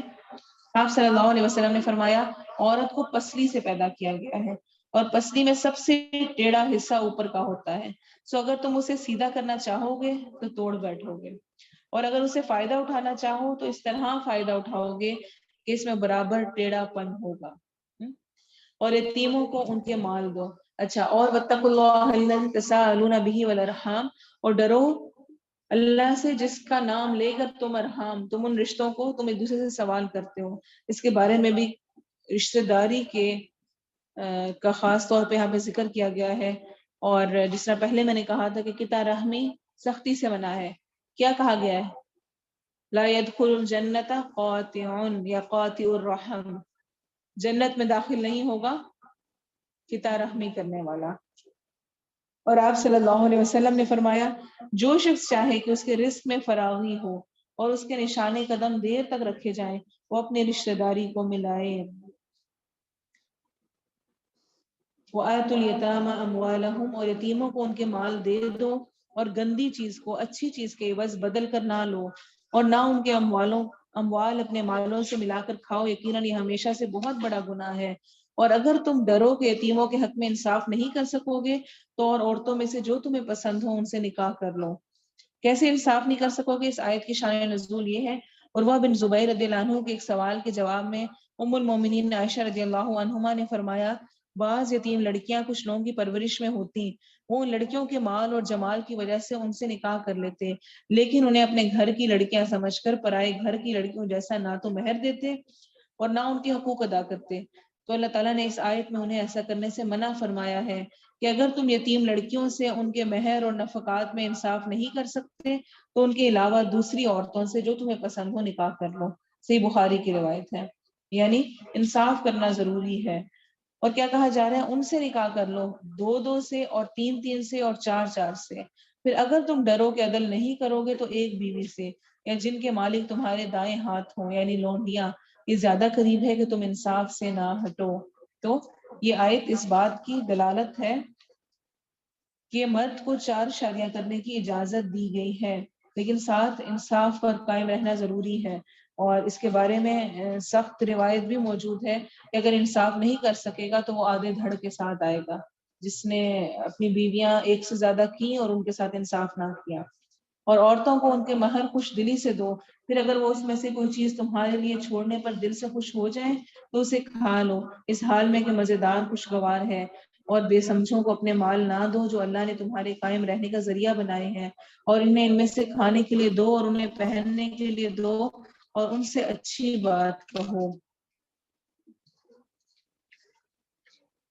اور یتیموں کو آزماتے رہو یہاں تک کہ جب وہ بلوغت کو پہنچ جائیں، پھر اگر تم ان سے کچھ سمجھداری معلوم کرو تو ان کے مال ان کے سپرد کر دو، اور فضول خرچی کرتے ہوئے اور اس سے جلدی کرتے ہوئے انہیں مت کھاؤ کہ وہ بڑے ہو جائیں گے۔ اور جو غنی ہو تو وہ بہت بچے، اور جو محتاج ہو تو وہ جانے پہچانے طریقے سے کھا لے۔ اور جو غنی ہو تو وہ بہت بچے، اور جو محتاج ہو تو وہ جانے پہچانے طریقے سے کھا لے۔ پھر جب ان کے مال ان کے سپرد کرو تو ان پر گواہ بنا لو، اور اللہ پورا حساب لینے والا کافی ہے۔ تو یتیم جب ساتھ رہ رہے ہیں تو کیا معاملہ ہوگا کہ اگر تو آپ غنی ہیں، مال رکھتے ہیں، تو کوشش کریں کہ بچیں ہی یتیم کے مال سے، اس کو نہ استعمال کریں۔ لیکن اگر آپ خود مشکل سے گزارا کر رہے ہیں تو اتنا لے لیں کہ جس سے کہ اچھے انداز میں گزارا ہو سکے، اتنی اجازت دی گئی ہے۔ اور یتیمی بلوغت کے بعد ختم ہو جاتی ہے۔ جو بالغ ہوتا ہے وہ یتیم نہیں کہلاتا، یتیم صرف وہ ہوتا ہے جو کہ بالغ ہونے سے پہلے جس کا والد فوت ہوئے میں ہو۔ بلوغت سے پہلے کے دور میں ہم کہیں گے یہ یتیم ہے، لیکن کوئی بالغ ہو چکا ہو اور تب اس کے والد فوت ہوں یا پہلے کے ہوئے میں اور وہ بالغ ہو گئے تو وہ یتیم نہیں کہلائے گا۔ مردوں کے لیے اس میں سے ایک حصہ ہے جو والدین اور قریبی رشتہ دار چھوڑ جائیں، اور عورتوں کے لیے بھی اس میں سے ایک حصہ ہے جو والدین اور قریبی رشتہ دار چھوڑ جائیں، اس میں سے جو اس مال سے تھوڑا ہو یا بہت، اس حال میں کہ مقرر کیا ہوا حصہ ہے۔ اور جب تقسیم کے وقت قرابت والے اور یتیم اور مسکین حاضر ہوں تو انہیں اس میں سے کچھ دو اور ان سے اچھی بات کہو۔ بخاری میں ابن عباس رضی اللہ عنہما سے مروی ہے کہ یہ آیت محکم ہے، منسوخ نہیں ہے۔ اور وارثوں کو حکم ہے کہ تقسیم ترکہ کے وقت ان رشتہ داروں سے صلہ رحمی کریں جن کا میراث میں حصہ نہیں ہے، جب وہ تقسیم کے وقت آ جائیں تو تھوڑا بہت ان کو بھی دے دیں۔ وَلْيَخْشَ الَّذِينَ لَوْ تَرَكُوا مِنْ خَلْفِهِمْ، اور لازم ہے کہ وہ لوگ ڈریں جو اپنے پیچھے اگر کمزور اولاد چھوڑتے تو ان کے متعلق ڈرتے، بس لازم ہے کہ وہ اللہ سے ڈریں اور سیدھی بات کہیں۔ بے شک جو لوگ یتیموں کے اموال ظلم سے کھاتے ہیں وہ اپنے پیٹوں میں آگ کے سوا کچھ نہیں کھاتے، اور وہ عنقریب بھڑکتی آگ میں داخل ہوں گے۔ آپ صلی اللہ علیہ وسلم نے فرمایا 7 تباہ کن چیزوں سے بچو۔ صحابہ نے عرض کیا یا رسول اللہ صلی اللہ علیہ وسلم وہ کیا ہیں؟ فرمایا اللہ کے ساتھ شرک کرنا، جادو، اس جان کو ناحق قتل کرنا جسے اللہ نے حرام قرار دیا، سود کھانا، یتیم کا مال کھانا، جنگ کے دن پیٹ پھیرنا، اور پاک دامن بھولی بھالی عورتوں پر تہمت لگانا۔ صحیح بخاری کی روایت ہے۔ اس سے آگے وراثت کے احکام شروع ہو رہے ہیں۔ اللہ تمہیں تمہاری اولاد کے بارے میں تاکیدی حکم دیتا ہے۔ مرد کے لیے 2 عورتوں کے حصے کے برابر حصہ ہے، پھر اگر وہ 2 سے زیادہ عورتیں ہی ہوں ان کے لیے اس کا 2/3 ہے جو اس نے چھوڑا، اور اگر ایک عورت ہو تو اس کے لیے نصف ہے، اور اس کے ماں باپ کے لیے ان میں سے ہر ایک کے لیے اس کا 6واں حصہ ہے جو اس نے چھوڑا اگر اس کی کوئی اولاد ہو۔ پھر اگر اس کی کوئی اولاد نہ ہو اور اس کے وارث ماں باپ ہی ہوں تو اس کی ماں کے لیے 3واں حصہ ہے۔ پھر اگر اس کے 1 سے زیادہ بھائی بہن ہوں تو اس کی ماں کے لیے 6واں حصہ ہے۔ اس وصیت کے بعد جو وہ کر جائے یا قرض کے بعد، تمہارے باپ اور تمہارے بیٹے تم نہیں جانتے ان میں سے کون فائدہ پہنچانے میں تم سے زیادہ قریب ہے، یہ اللہ کی طرف سے مقرر شدہ حصے ہیں، بے شک اللہ ہمیشہ سب کچھ جاننے والا کمال حکمت والا ہے۔ تو جب کوئی بھی فوت ہوتا ہے تو اس کی وراثت تقسیم کرنا ضروری ہے۔ آپ صلی اللہ علیہ وسلم نے لیکن کچھ ایسی صورتیں ہیں جس میں وارث کو وراثت نہیں ملے گی، مثلا جس طرح پہلی روایت میں آتا ہے کہ آپ صلی اللہ علیہ وسلم نے فرمایا ہمارا کوئی وارث نہیں ہوتا، ہم جو چھوڑیں گے وہ صدقہ ہے، لہٰذا آپ صلی اللہ علیہ وسلم کی میراث تقسیم نہیں ہوئی تھی، وہ صدقہ ہو گئی تھی۔ پھر جان بوجھ کر اگر کوئی قتل کرنے والا قتل کرتا ہے تو اس کو اس میں سے حصہ نہیں ملے گا، کیونکہ اکثر مارا کیوں جاتا ہے؟ مال ہتھیانے کے لیے، یہ جان چھوٹے، اس کی وراثت تقسیم ہو اور مجھے مال ملے، تو اس کو مال نہیں ملے گا، وارث ہے چاہے وہ، اس کو نہیں ملے گا۔ اور اسی طرح کافر مسلمان کا وارث نہیں ہوتا، چاہے وہ مسلمان بھی کافر کا وارث نہیں ہوتا۔ اگر کوئی بیٹا مثلا مسلمان ہے اور باپ کافر ہے تو باپ بیٹے کے فوت ہونے پر باپ کو کوئی حصہ نہیں ملے گا، تو وہ وراثت سے محروم رہیں گے۔ اور تمہارے لیے اس کا نصف ہے جو تمہاری بیویاں چھوڑ جائیں، اگر ان کی کوئی اولاد نہ ہو، پھر اگر ان کی کوئی اولاد ہو تو تمہارے لیے اس میں سے چوتھا حصہ ہے جو انہوں نے چھوڑا، اس وصیت کے بعد جو وہ کر جائیں یا قرض کے بعد، اور ان کے لیے اس میں سے چوتھا حصہ ہے جو تم چھوڑ جاؤ اگر تمہاری کوئی اولاد نہ ہو، پھر اگر تمہاری کوئی اولاد ہو تو ان کے لیے اس میں سے آٹھواں حصہ ہے جو تم نے چھوڑا، اس وصیت کے بعد جو تم کر جاؤ یا قرض کے بعد۔ اور اگر کوئی مرد جس کا ورثہ لیا جا رہا ہے ایسا ہے جس کا نہ باپ ہو نہ اولاد، یا ایسی عورت ہے اور اس کا ایک بھائی یا بہن ہو، تو ان میں سے ہر ایک کے لیے چھٹا حصہ ہے۔ پھر اگر وہ اس سے زیادہ ہو تو سب ایک تہائی میں حصے دار ہیں، اس وصیت کے بعد جو کی جائے یا قرض کے بعد اس طرح کہ کسی کا نقصان نہ کیا گیا ہو۔ اللہ کی طرف سے تاکیدی حکم ہے اور اللہ سب کچھ جاننے والا نہایت بردبار ہے۔ ابن عباس رضی اللہ عنہما فرماتے ہیں وصیت میں نقصان پہنچانا کبیرہ گناہ ہے۔ تل کا حدود اللہ، یہ اللہ کی حدیں ہیں، اور جو اللہ اور اس کے رسول کا حکم مانے وہ اسے جنتوں میں داخل کرے گا جن کے نیچے سے نہریں بہتی ہیں، ان میں ہمیشہ رہنے والے، اور یہی بہت بڑی کامیابی ہے۔ اور جو اللہ اور اس کے رسول کی نافرمانی کرے اور اس کی حدوں سے تجاوز کرے وہ اسے آگ میں داخل کرے گا، ہمیشہ اس میں رہنے والا ہے، اور اس کے لیے رسوا کرنے والا عذاب ہے۔ اور تمہاری عورتوں میں سے جو بدکاری کا ارتکاب کریں ان پر اپنے میں سے 4 مرد گواہ طلب کرو، پھر اگر وہ گواہی دے دیں تو انہیں گھروں میں بند رکھو یہاں تک کہ انہیں موت اٹھا لے جائے یا اللہ ان کے لیے کوئی راستہ بنا دے۔ تو یہ حکم پہلے تھا، منسوخ ہو گیا، بعد میں اس کی جگہ سورہ نور میں حکم آ گیا۔ اس کے بارے میں ابن عباس کی روایت ہے، وہ کہتے ہیں عورت جب زنا کرتی تو گھر میں بیٹھی رہتی یہاں تک کہ فوت ہو جاتی، کیونکہ آیت یہ کہہ رہی ہے نا کہ ان کو گھروں میں بند کر دو جو زنا کریں، یہ پہلے حکم تھا جو کہ منسوخ ہو چکا ہے۔ اور ابن عباس نے واللذان یأتیانها منکم فآذوہما کے متعلق فرمایا کہ مرد جب زنا کرتا ہے تو اسے تعزیر اور جوتے مارنے کے ساتھ ایذا دی جاتی ہے، تو اللہ تعالیٰ نے اس کے بعد یہ آیات نازل فرمائی سورہ نور میں، یعنی زنا کرنے والی عورت اور زنا کرنے والے مرد کو 100 کوڑے مارو، پھر اگر وہ شادی شدہ ہوں تو نبی صلی اللہ علیہ وسلم کی سنت کے مطابق انہیں رجم کر دیا جائے گا۔ بعد میں یہ حکم آ گیا۔ یہ ہے وہ سبیل جو اللہ نے فرمائی ہے، یعنی اس آیت کے آخر میں فرمایا نا او یجعل اللہ لہن سبیلا، یا اللہ ہی کوئی راستہ نکال دے۔ تو کیا راستہ نکلا کہ یہ آیت منسوخ ہو کے اگلا حکم آ گیا، اور اگلا حکم کیا آیا کہ 100 کوڑے مارے جائیں گے اگر مرد اور عورت کو زنا کرتے ہوئے پکڑ لیا جائے گا، اور اس کے لیے بھی گواہوں کا ہونا ضروری ہے۔ اچھا، یہ اللہ تعالیٰ کا دیکھیں قانون کے 4 گواہ کہے گئے ہیں، یعنی کبھی غلطی سے کیا گیا بعد میں پشیمانی ہو گئی نہیں پتا۔ 4 گواہ کب ہوں گے؟ جب وہ عمل کثرت سے کوئی شخص کر رہا ہوگا، بہت سارے لوگوں نے دیکھ لیا ہوگا، تب یہ سزا دی جائے گی۔ تو اس میں بھی سخت سزا ہے، لیکن اس میں بھی ایک سخت کرائٹیریا رکھا گیا ہے کہ اگر اتنے گواہ نہیں ملتے ہیں، جب تک وہ پکڑا نہیں جائے گا تب تک اس کو سزا نہیں دی جائے گی۔ اس طرح توبہ جس کا قبول کرنا اللہ کے ذمہ ہے صرف ان لوگوں کی ہے جو جہالت سے برائی کرتے ہیں پھر جلد ہی توبہ کر لیتے ہیں، تو یہی لوگ ہیں جن پر اللہ مہربان ہو جاتا ہے، اور اللہ ہمیشہ سے سب کچھ جاننے والا کمال حکمت والا ہے۔ اور توبہ ان لوگوں کی نہیں جو برے کام کیے جاتے ہیں، یہاں تک کہ جب ان میں سے کسی کے پاس موت آ جاتی ہے تو وہ کہتا ہے بے شک میں نے اب توبہ کر لی، اور نہ ان کی ہے جو اس حال میں مرتے ہیں کہ وہ کافر ہوتے ہیں۔ یہ لوگ ہیں جن کے لیے ہم نے دردناک عذاب تیار کر رکھا ہے۔ اے لوگوں جو ایمان لائے ہو، تمہارے لیے حلال نہیں کہ زبردستی عورتوں کے وارث بن جاؤ، اور نہ انہیں اس لیے روک رکھو کہ تم نے انہیں جو کچھ دیا ہے اس میں سے کچھ لے لو، مگر اس صورت میں کہ وہ کھلم کھلا بے حیائی کا ارتکاب کریں، اور ان کے ساتھ اچھے طریقے سے رہو۔ پھر اگر تم انہیں پسند ہے تو چیز کو ناپسند کرو، اور اللہ اس میں بہت ساری بھلائی اور خیر کو رکھتے ہیں۔ زبردستی عورتوں کے وارث بننا، اس کے متعلق امام بخاری اور دوسرے محدثین نے اس آیت کے شان نزول میں ابن عباس سے نقل کیا ہے کہ زمانہ جاہلیت میں میت کے اولیاء یعنی کہ جو میت مثلاً اگر شوہر کے جو ولی ہیں، شوہر کے جو گھر والے ہیں، دوسری چیزوں کی طرح اس کی بیوی کے بھی مالک ہوتے، ان میں سے اگر کوئی چاہتا تو خود اس سے شادی کر لیتا یا کسی دوسرے سے شادی کر دیتے اور مہر خود لے لیتے، اور اگر چاہتے تو عورت کو کلیتاً مکمل طور پر شادی سے ہی روک لیتے، حتیٰ کہ وہ مر جاتی اور اس کے مال کے وارث خود بن جاتے۔ عورت کے اولیاء کو اس سلسلے میں کوئی اختیار نہیں ہوتا تھا۔ اس پر اللہ تعالیٰ نے یہ آیت نازل فرمائی اور عورت پر ان کے تسلط کو ختم کر دیا۔ صحیح بخاری کی روایت ہے۔ تو عاشروہن بالمعروف کا حکم دیا گیا ہے، بھلے طریقے سے رہو، اچھے طریقے سے رہو۔ اسی لیے آپ صلی اللہ علیہ وسلم نے کیا فرمایا، تم میں سب سے بہتر وہ شخص ہے جو اپنے گھر والوں کے لیے بہتر ہے، اور میں تم میں سے اپنے گھر والوں کے لیے سب سے بہتر ہوں۔ تو گھر والوں کے لیے بہتر ہونا سب سے بہتر ہونا ہے۔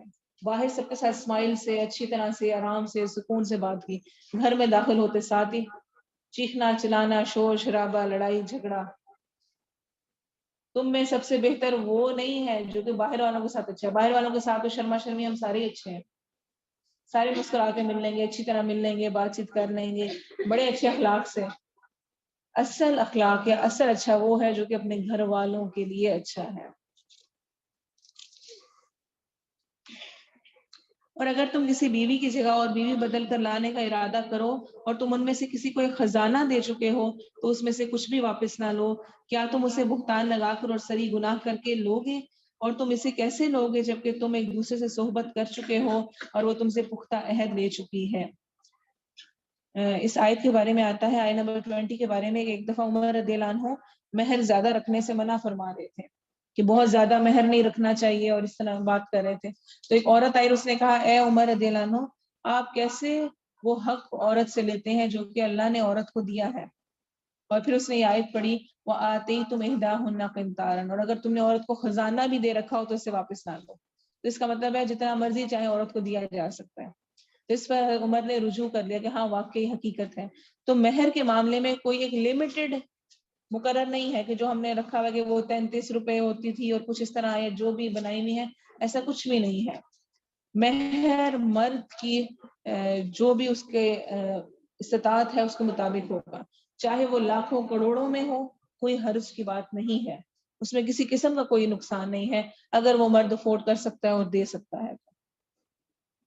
ہاں یہ چیز ناپسندیدہ ہے کہ آج کل یہ رواج چل گیا ہے کہ زیادہ مہر رکھوا لیا جائے تاکہ بیٹی محفوظ ہو جائے، وہ طلاق دیتے ہوئے بھی سوچے۔ تو یہ کانسیپٹ ہے، یہ بالکل غلط ہے۔ اگر وہ دے سکتا ہے تو زیادہ بھی جتنا مرضی مہر وہ دینا چاہے ٹھیک ہے، آپ اس کہہ بھی سکتے ہیں، لیکن اگر وہ نہیں دے سکتا، اس اپنے کی اس کی تنخواہ مشکل سے 10,000 ایک مہینے کی ہے اور آپ اسے 10 لاکھ کی رکھ لیتے ہیں مہر، تو وہ کہاں سے ادا کرے گا؟ اور مہر ادا نہ کرنا یہ ایک اور بہت بڑا مسئلہ ہے نکاح کے، اور پھر آگے تعلق کے معاملے میں رکاوٹ کا باعث ہے اگر ادا نہ کیا جائے تو۔ اور ان عورتوں سے نکاح مت کرو جن سے تمہارے باپ نکاح کر چکے ہوں، مگر جو پہلے گزر چکا، بے شک یہ ہمیشہ سے بڑی بے حیائی اور سخت غصے کی بات ہے اور برا راستہ ہے۔ ابن عباس نے فرمایا، اہل جاہلیت ان رشتوں کو حرام سمجھتے تھے جنہیں اللہ تعالیٰ نے حرام کیا، سوائے باپ کی بیوی اور 2 بہنوں کو جمع کرنے کے، یعنی کہ وہ یہ رشتے کر لیا کرتے تھے، یعنی اگر باپ کی بیوی باپ نے طلاق دے دی ہے تو اس سے کر لینا، اور اسی طرح 2 بہنوں کو اکٹھا ایک نکاح میں، ایک آدمی 2 بہنوں کو ایک وقت میں نکاح ملے۔ اس پر اللہ تعالیٰ نے یہ آیات نازل کی جو بھی آیات ہیں۔ اللہ تعالیٰ نے اسے سخت حرام قرار دیا، حتیٰ کہ اگر باپ نے صرف عقد ہی کیا ہو تو بھی بیٹے کا اس سے نکاح حرام ہے۔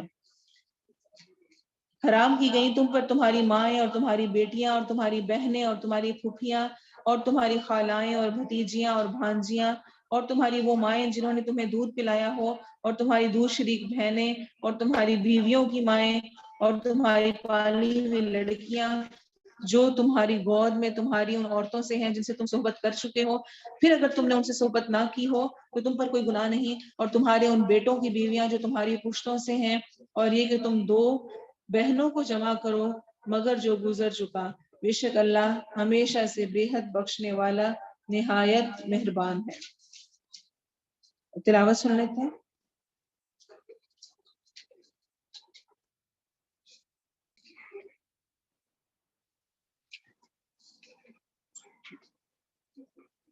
المحصنات من النساء إلا ما ملكت أيمانكم سورۃ النساء آیت نمبر 24. اور خاوند والی عورتیں بھی حرام کی گئی ہیں مگر وہ لونڈیاں جن کے مالک تمہارے دائیں ہاتھ ہوں. کس طرح حرام کی گئی ہیں؟ یعنی کہ جو عورت شادی شدہ ہے اس کی دوسرے کے ساتھ نہیں ہو سکتی ہے. پھر پیچھے ذکر آ رہا ہے کہ کون سی عورتیں حرام ہیں، اور ہم ان کے پڑا مائیں بہنیں اور بیٹیاں بھتیجیاں بھانجیاں اسی کا یاد چل رہا ہے کہ تم پر اللہ کا لکھا ہوا ہے اور تمہارے لیے حلال کی گئی ہیں جو ان کے سوا ہیں کہ اپنے مالوں کے بدلے طلب کرو. مالوں کے بدلے یعنی مہر دے کر، اس حال میں کہ نکاح میں لانے والے ہو، نہ کہ بدکاری کرنے والے.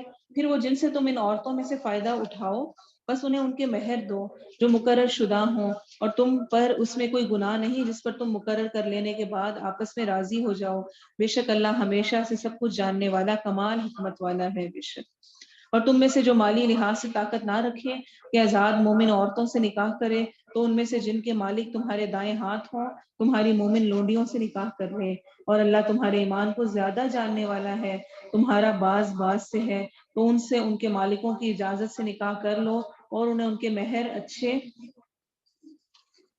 طریقے سے دو جبکہ وہ نکاح میں لائی گئی ہوں، بدکاری کرنے والی نہ ہوں اور نہ چھپے یار بنانے والی. اللہ عورت کے لیے یہ ناپسندیدہ قرار دی ہے اللہ تعالیٰ نے قرآن میں کہ وہ چھپے یار بنانے والی ہو، چھپی دوستیاں کرنے والی ہو. پھر جب وہ نکاح میں لائی جا چکے ہیں تو اگر کسی بے حیائی کا ارتکاب کریں تو ان پر اس سزا کا نصف ہے جو آزاد عورتوں پر ہے. یہ اس کے لیے ہے جو تم میں سے گناہ میں پڑنے سے ڈرے، اور یہ کہ تم صبر کرو تمہارے لیے بہتر ہے، اور اللہ بے حد بخشنے والا نہایت مہربان ہے. اللہ چاہتا ہے کہ تمہارے لیے کھول کھول کر بیان کرے اور تمہیں ان لوگوں کے طریقوں کی ہدایت دے جو تم سے پہلے تھے، اور تم پر مہربانی فرمائے، اور اللہ سب کچھ جاننے والا کمال حکمت والا ہے. بے شک اور اللہ چاہتا ہے کہ تم پر مہربانی فرمائے، اور جو لوگ خواہشات کی پیروی کرتے ہیں وہ چاہتے ہیں کہ تم سیدھے راستے سے ہٹ جاؤ، بہت بڑا ہٹ جانا. اللہ چاہتا ہے کہ تم سے بوجھ ہلکا کرے، اور انسان کمزور پیدا کیا گیا ہے. اے لوگوں جو ایمان لائے ہو، اپنے مال آپس میں باطل طریقے سے نہ کھاؤ مگر یہ کہ تمہاری آپس کی رضامندی سے تجارت کی کوئی صورت ہو، اور اپنے آپ کو قتل نہ کرو. بے شک اللہ تم پر ہمیشہ سے بے حد مہربان ہے. تو باطل طریقے سے خرچ کرنا اس سے سختی سے منع کیا گیا ہے. آپ صلی اللہ علیہ وسلم نے فرمایا خرید و فروخت کرنے والوں میں سے ہر ایک کو اس وقت تک اختیار ہے جب تک وہ آپس میں ایک دوسرے سے جدا نہ ہو، یعنی وہ جو بھی چاہیں ایکسچینج کرنا جیسے بھی وہ کر سکتے ہیں، سوائے اس تجارت کے جس میں یہ اختیار باقی رکھا جائے. صحیح بخاری کی روایت ہے. تو اس کے علاوہ زبردستی مال لینا، رشوت، سود، چوری، ڈاکہ یا کسی بھی قسم کی صورت، وہ سارا باطل طریقے سے مال حاصل کرنا ہے.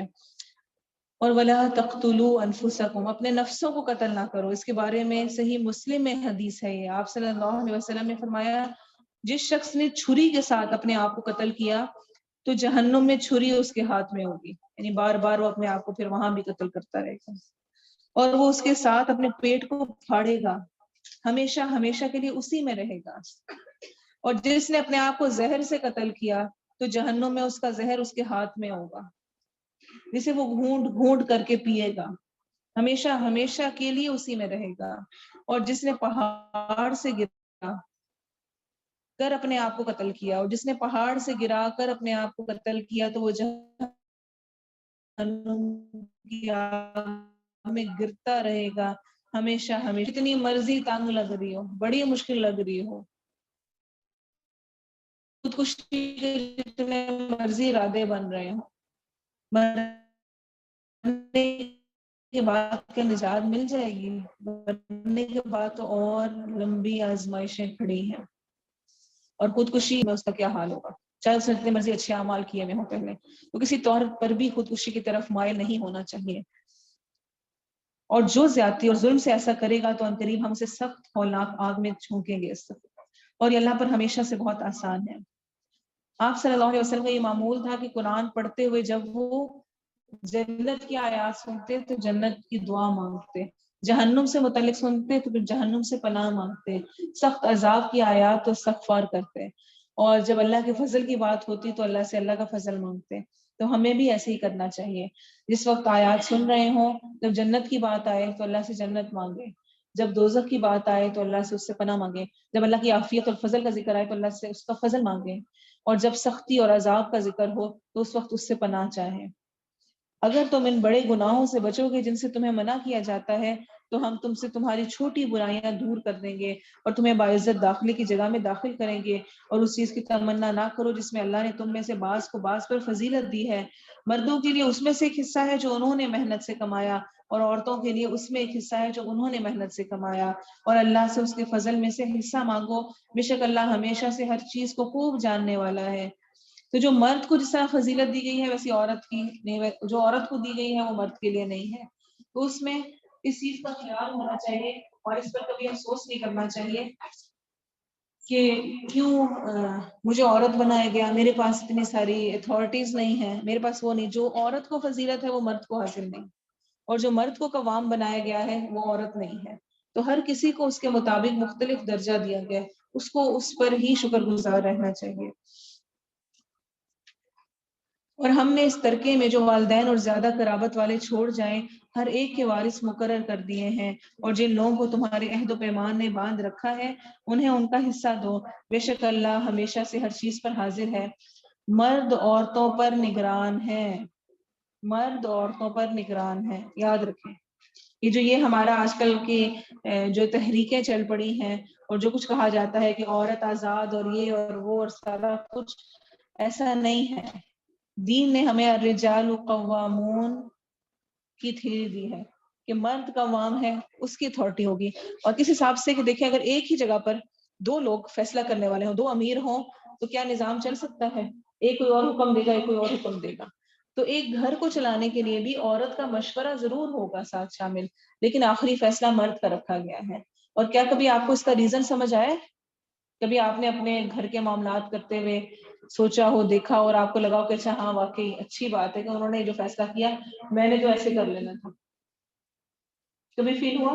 اکثر فیل ہونا چاہیے، ہوتا ہوگا، کیونکہ عورت جذباتی ہوتی ہے، وہ بہت جذباتی فیصلے کرتی ہے، وہ عقل سے نہیں فیصلے کرتی، مرد عقل سے فیصلے کر رہا ہوتا ہے، وہ عقل سے سمجھ رہا ہوتا ہے کہ اس وقت کیا کرنا بہتر ہے، چاہے اس ٹائم اتنا مرضی لگ رہا ہے کہ اس وقت ایسے کرنے میں نقصان ہے یا مشکل ہے، وہ اس کو مینج کر رہا ہوتا ہے۔ تو اللہ نے جو الرجال قوامون کا جو فارمولا دے دیا ہے نا کہ مرد عورتوں پر نگران ہیں، اس وجہ سے کہ اللہ نے ان کے بعض کو بعض پر فضیلت بھی عطا کی ہے، اور اس وجہ سے کہ انہوں نے اپنے مالوں سے خرچ کیا ہے۔ تو خاص طور پر جو فضیلت دی ہے اور جو قوام بنایا ہے اس میں ایک اہم چیز جو ہے وہ یہ کہ مرد عورت پر خرچ کرتا ہے۔ اتنی بڑی یہ عیش اور سہولت نہیں ہے، گھر بیٹھے بٹھائے اپنے کمرے سے کچن تک اور کچن سے کمرے تک ہمیں سب کچھ میسر ہوتا ہے، کھانے کو ہر چیز آتی ہے، اور ہم نے صرف بنانی ہے اور کھانی ہے، اور بنانا کھانا بھی ہمارے اوپر عذاب ہوتا ہے، اتنا مشکل لگ رہا ہوتا ہے، اور اگر جا کے کمانا بھی پڑے، سب کچھ لے کے بھی آنا پڑے، تو پھر تو مرد لا کے سب کچھ پکڑا دیتا ہے۔ آپ دیکھیں یہ بہت بڑے جگرے والی بات ہوتی ہے، میری اپنی چیز ہے، میں نے اتنی محنت کر کے کمائی اور جا کے میں کسی اور کے ہاتھ میں پکڑا دوں کہ سارا بچوں بیوی اور سارے گھر پہ خرچ ہونا ہے، تو اس پر وہ یہ حق رکھتا ہے کہ اس کو قوام بنایا جائے، اس کی اتھارٹی ہو، اس کی بات مانی جائے۔ اور اللہ نے عورت اور مرد کو جو صلاحیتیں دی ہیں، جو کچھ دیا ہے، وہ دونوں مل کر آپس میں ہی ایک مکمل فیملی بنتی ہے۔ اکیلی عورت بھی نہیں کر سکتی، اکیلا مرد بھی نہیں کر سکتا، اور یہی ایک فیملی کا حسن ہے، اللہ نے یہ ایک رکھی ہوئی ہے چیز۔ تو اس میں کبھی بھی اعتراض نہیں ہونا چاہیے کہ مرد کو ایسا کیوں دیا گیا، عورت کے لیے ایسے کیوں ہے، جس طرح ہے اس میں یقین مانے بہت زیادہ اللہ نے خیر رکھی ہوئی ہے۔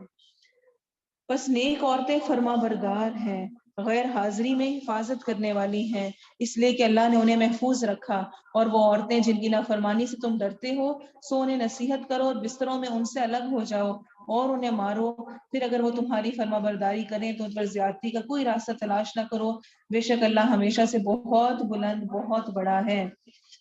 تو فرما برداری یہ ایک عورت کی کوالٹیز میں سے سب سے اہم کوالٹی ہے جس کا ذکر سب سے پہلے کیا گیا ہے۔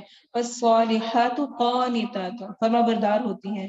آپ صلی اللہ علیہ وسلم کا ارشاد ہے بہترین بیوی وہ ہے، اپنے آپ کو چیک کر لیں آپ بہترین ہیں یا نہیں ہے، بہترین بیوی وہ ہے جسے اگر تم دیکھو تو تمہیں خوش کرے۔ شوہر آپ کو دیکھے تو خوش ہوتا ہے، کہتا ہے جان چھوڑو تھوڑا آرام کرنے کا، جسے اگر تم دیکھو تو تمہیں خوش کرے، اگر تم اسے کسی بات کا حکم دو تو وہ تمہاری اطاعت کرے، تمہاری بات مانے، اور جب تم گھر میں نہ ہو تو تمہارے پیچھے وہ تمہارے مال کی اور اپنے نفس کی حفاظت کرے۔ پھر نبی صلی اللہ علیہ وسلم نے یہ آیت پڑھی، الرجال قوامون علی النساء، مرد قوام ہیں عورتوں پر۔ اور جو یہ آیت میں کہا گیا ہے نا کہ مارنے سے متعلق، تو اس کے بارے میں بھی نبی صلی اللہ علیہ وسلم نے بے شمار انسٹرکشنز دی ہوئی ہیں۔ ایسا نہیں کہ جیسے دل کرے مارو اور کرو، اور یہ بھی آخری سٹیپ بتایا گیا ہے۔ 3 سٹیپ ہیں، کیا ہے؟ پہلے انہیں نصیحت کرو، سمجھاؤ، اچھا نصیحت کریں، سمجھا رہے ہیں کہ یہ کام نہیں کرو، ایسے ٹھیک نہیں ہے، نہیں مان رہے۔ دوسرا کیا ہے؟ بستروں میں ان سے الگ ہو جاؤ، اچھا یہ سیکنڈ سٹیپ ہو گیا۔ اگر اس پر بھی نہیں مان رہے، تیسرے پہ کہا گیا ہے کہ انہیں مارو، اور جو مارنے کا حکم ہے اس میں بھی حدیث میں کیا آتا ہے؟ آپ صلی اللہ علیہ وسلم نے فرمایا کہ چہرے پر مت مارو، اسے بدصورت نہ کہو، اور اسے مت چھوڑو مگر گھر میں، یعنی گھر میں ہی رکھو، اور یہ بعض ناگزیر حالات میں حکم دیا گیا ہے مارنے کا۔ اور آپ صلی اللہ علیہ وسلم نے فرمایا ایسی مار سے بھی آپ نے منع فرمایا جسے سخت چوٹ آئے، اور فرمایا تم میں سے کوئی اپنی بیوی کو اس طرح نہ مارے جس طرح غلام کو مارتے ہیں، تو ایسے مارنے سے بھی منع کیا گیا ہے، اور وہ ہلکا پھلکا ایک ڈراوا دینے کے لیے۔ اور اگر ان دونوں کے درمیان مخالفت سے ڈرو تو ایک منصف مرد کے گھر والوں سے اور ایک منصف عورت کے گھر والوں سے مقرر کرو، اگر وہ دونوں اصلاح چاہیں گے تو اللہ دونوں کے درمیان موافقت پیدا کر دے گا، بے شک اللہ ہمیشہ سے سب کچھ جاننے والا، ہر چیز کی خبر رکھنے والا ہے۔ اور اللہ کی عبادت کرو اور اس کے ساتھ کسی چیز کو شریک نہ بناؤ، اور ماں باپ کے ساتھ اچھا سلوک کرو، اور قرابت والے کے ساتھ، اور یتیموں اور مسکینوں اور قرابت والے ہمسائے اور اجنبی ہمسائے اور پہلو کے ساتھی اور مسافر کے ساتھ، اور ان کے ساتھ بھی جن کے مالک تمہارے دائیں ہاتھ بنے ہیں، یقیناً اللہ ایسے شخص سے محبت نہیں کرتا جو اکڑنے والا، شیخی مارنے والا ہو۔ تو ان سب کے ساتھ حسن سلوک کا حکم دیا گیا، سب سے پہلے والدین، پھر قرابت دار، یتیم، مسکین اور ہمسائے۔ اگر ہمسایوں میں قریبی رشتے دار ہیں تو اس کا پہلے حق، ورنہ ہمسائے تو ہیں ہی۔ آپ صلی اللہ علیہ وسلم نے فرمایا جبرائیل علیہ السلام مجھے مسلسل پڑوسی کے متعلق وصیت کرتے رہے کہ اچھا سلوک، اچھا سلوک، یہاں تک کہ میں نے گمان کیا کہ کہیں پڑوسی کا بھی وراثت میں حصہ قرار نہ دے دیا جائے، کتنا زیادہ ان کا حق ہے۔ اور آپ صلی اللہ علیہ وسلم نے 3 دفعہ فرمایا اللہ کی قسم وہ شخص مومن نہیں ہو سکتا، اللہ کی قسم وہ شخص مومن نہیں ہو سکتا، اللہ کی قسم وہ شخص مومن نہیں ہو سکتا۔ صحابہ نے پوچھا کون شخص؟ فرمایا وہ شخص جس کی تکلیفوں، ایذا رسانیوں سے اس کا ہمسایہ بے خوف نہ ہو۔ صحیح بخاری کی روایت ہے۔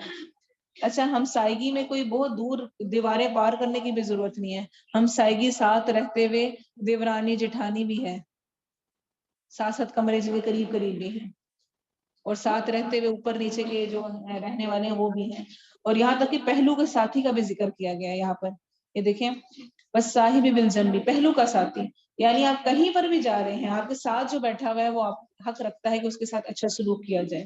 جیسے کہ ابھی آپ سب بیٹھے ہوئے ہیں، آپ کے ساتھ جو بیٹھا ہوا ہے وہ حق رکھتا ہے کہ آپ اس کو تنگ نہ کریں، اپنی ٹانگ نہ ماریں، اپنی کونیاں نہ ماریں، یا اس طرح کر کے آپ سے کوئی ایسی اسمیل نہ آ رہی ہو جس کی وجہ سے دوسرے کو تکلیف پہنچ رہی ہو، یہ بھی اس کو تنگ کرنا ہے، ایذا پہنچانا ہے۔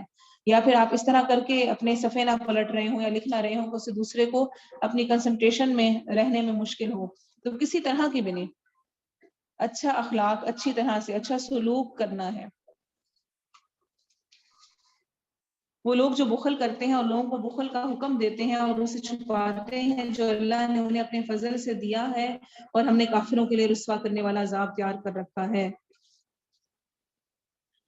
اور وہ لوگ جو اپنے اموال لوگوں کے دکھاوے کے لیے خرچ کرتے ہیں اور نہ اللہ پر ایمان لاتے ہیں اور نہ یوم آخرت پر، اور وہ شخص کے شیطان اس کا ساتھی ہو تو وہ برا ساتھی ہے، اور ان پر کیا آفت آ جاتی ہے اگر وہ اللہ اور یوم آخرت پر ایمان لے آتے اور اس میں سے خرچ کرتے جو انہیں اللہ نے دیا ہے، اور اللہ ہمیشہ سے انہیں خوب جاننے والا ہے۔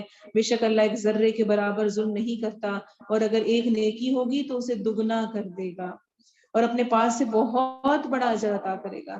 تو جو ہم ایک چھوٹی سی بھی نیکی کرتے ہیں نا، اللہ اس کو بھی ڈبل کر کے لکھتا ہے۔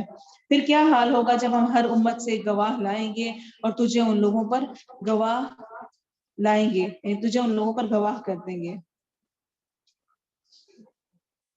اس دن وہ لوگ جنہوں نے کفر کیا اور رسول کی نافرمانی کی چاہیں گے کاش ان پر زمین برابر کر دی جائے اور وہ اللہ سے کوئی بات نہیں چھپائیں گے، یعنی سب کچھ برابر ہو جائے اور وہ زمین میں دھس جائیں اور ان کو حساب نہ دینا پڑے۔ اے لوگوں جو ایمان لائے ہو، نماز کے قریب نہ جاؤ اس حال میں کہ تم نشے میں ہو، یہاں تک کہ تم جانو جو کچھ کہتے ہو، اور نہ اس حال میں کہ جنبی ہو مگر راستہ عبور کرنے والے، یہاں تک کہ غسل کر لو۔ تو نماز کے قریب نہ جاؤ اس حال میں کہ تم نشے میں ہو، یہ پہلا حکم ہے اس اعتبار سے کہ نشے نماز میں کسی بھی طور پر کوئی ایسی حالت نہ ہو کہ نماز جو پڑھ رہے ہیں اس کا پتہ نہ چلے۔ اور اسی لیے اس کے بارے میں جو آتا ہے شان نزول میں روایت کہ علی رضی اللہ عنہ بیان کرتے ہیں کہ عبد الرحمن بن عوف نے ہمارے لیے کھانا پکایا، پھر ہمیں بلایا اور ہمیں شراب پلائی، تب تک حکم نہیں آیا تھا۔ شراب نے ہمیں مدہوش کر دیا، اتنے میں نماز کا وقت آ گیا اور انہوں نے مجھے امام بنا دیا۔ میں نے پڑھا قل یا ایھا الکافرون لا اعبد ما تعبدون ونحن نعبد ما تعبدون، کہہ دو اے کافروں میں اس کی عبادت نہیں کرتا جس کی تم کرتے ہو، اور ہم اس کی عبادت کرتے ہیں جس کی تم عبادت کرتے ہو، یعنی میننگ بدل گیا بالکل۔ تو اس وقت اللہ تعالیٰ نے یہ آیت نازل فرمائی کہ جس وقت تم نماز کے قریب ہو تو تب شراب نہ پیو۔ اس پر لوگوں نے نماز کے اوقات میں شراب ترک کر دی، یہاں تک کہ سورہ مائدہ کی آیت نمبر 90 اور 91 نازل ہوئی جس سے شراب قطعی طور پر حرام کر دی گئی، مکمل طور پہ منع کر دی گئی۔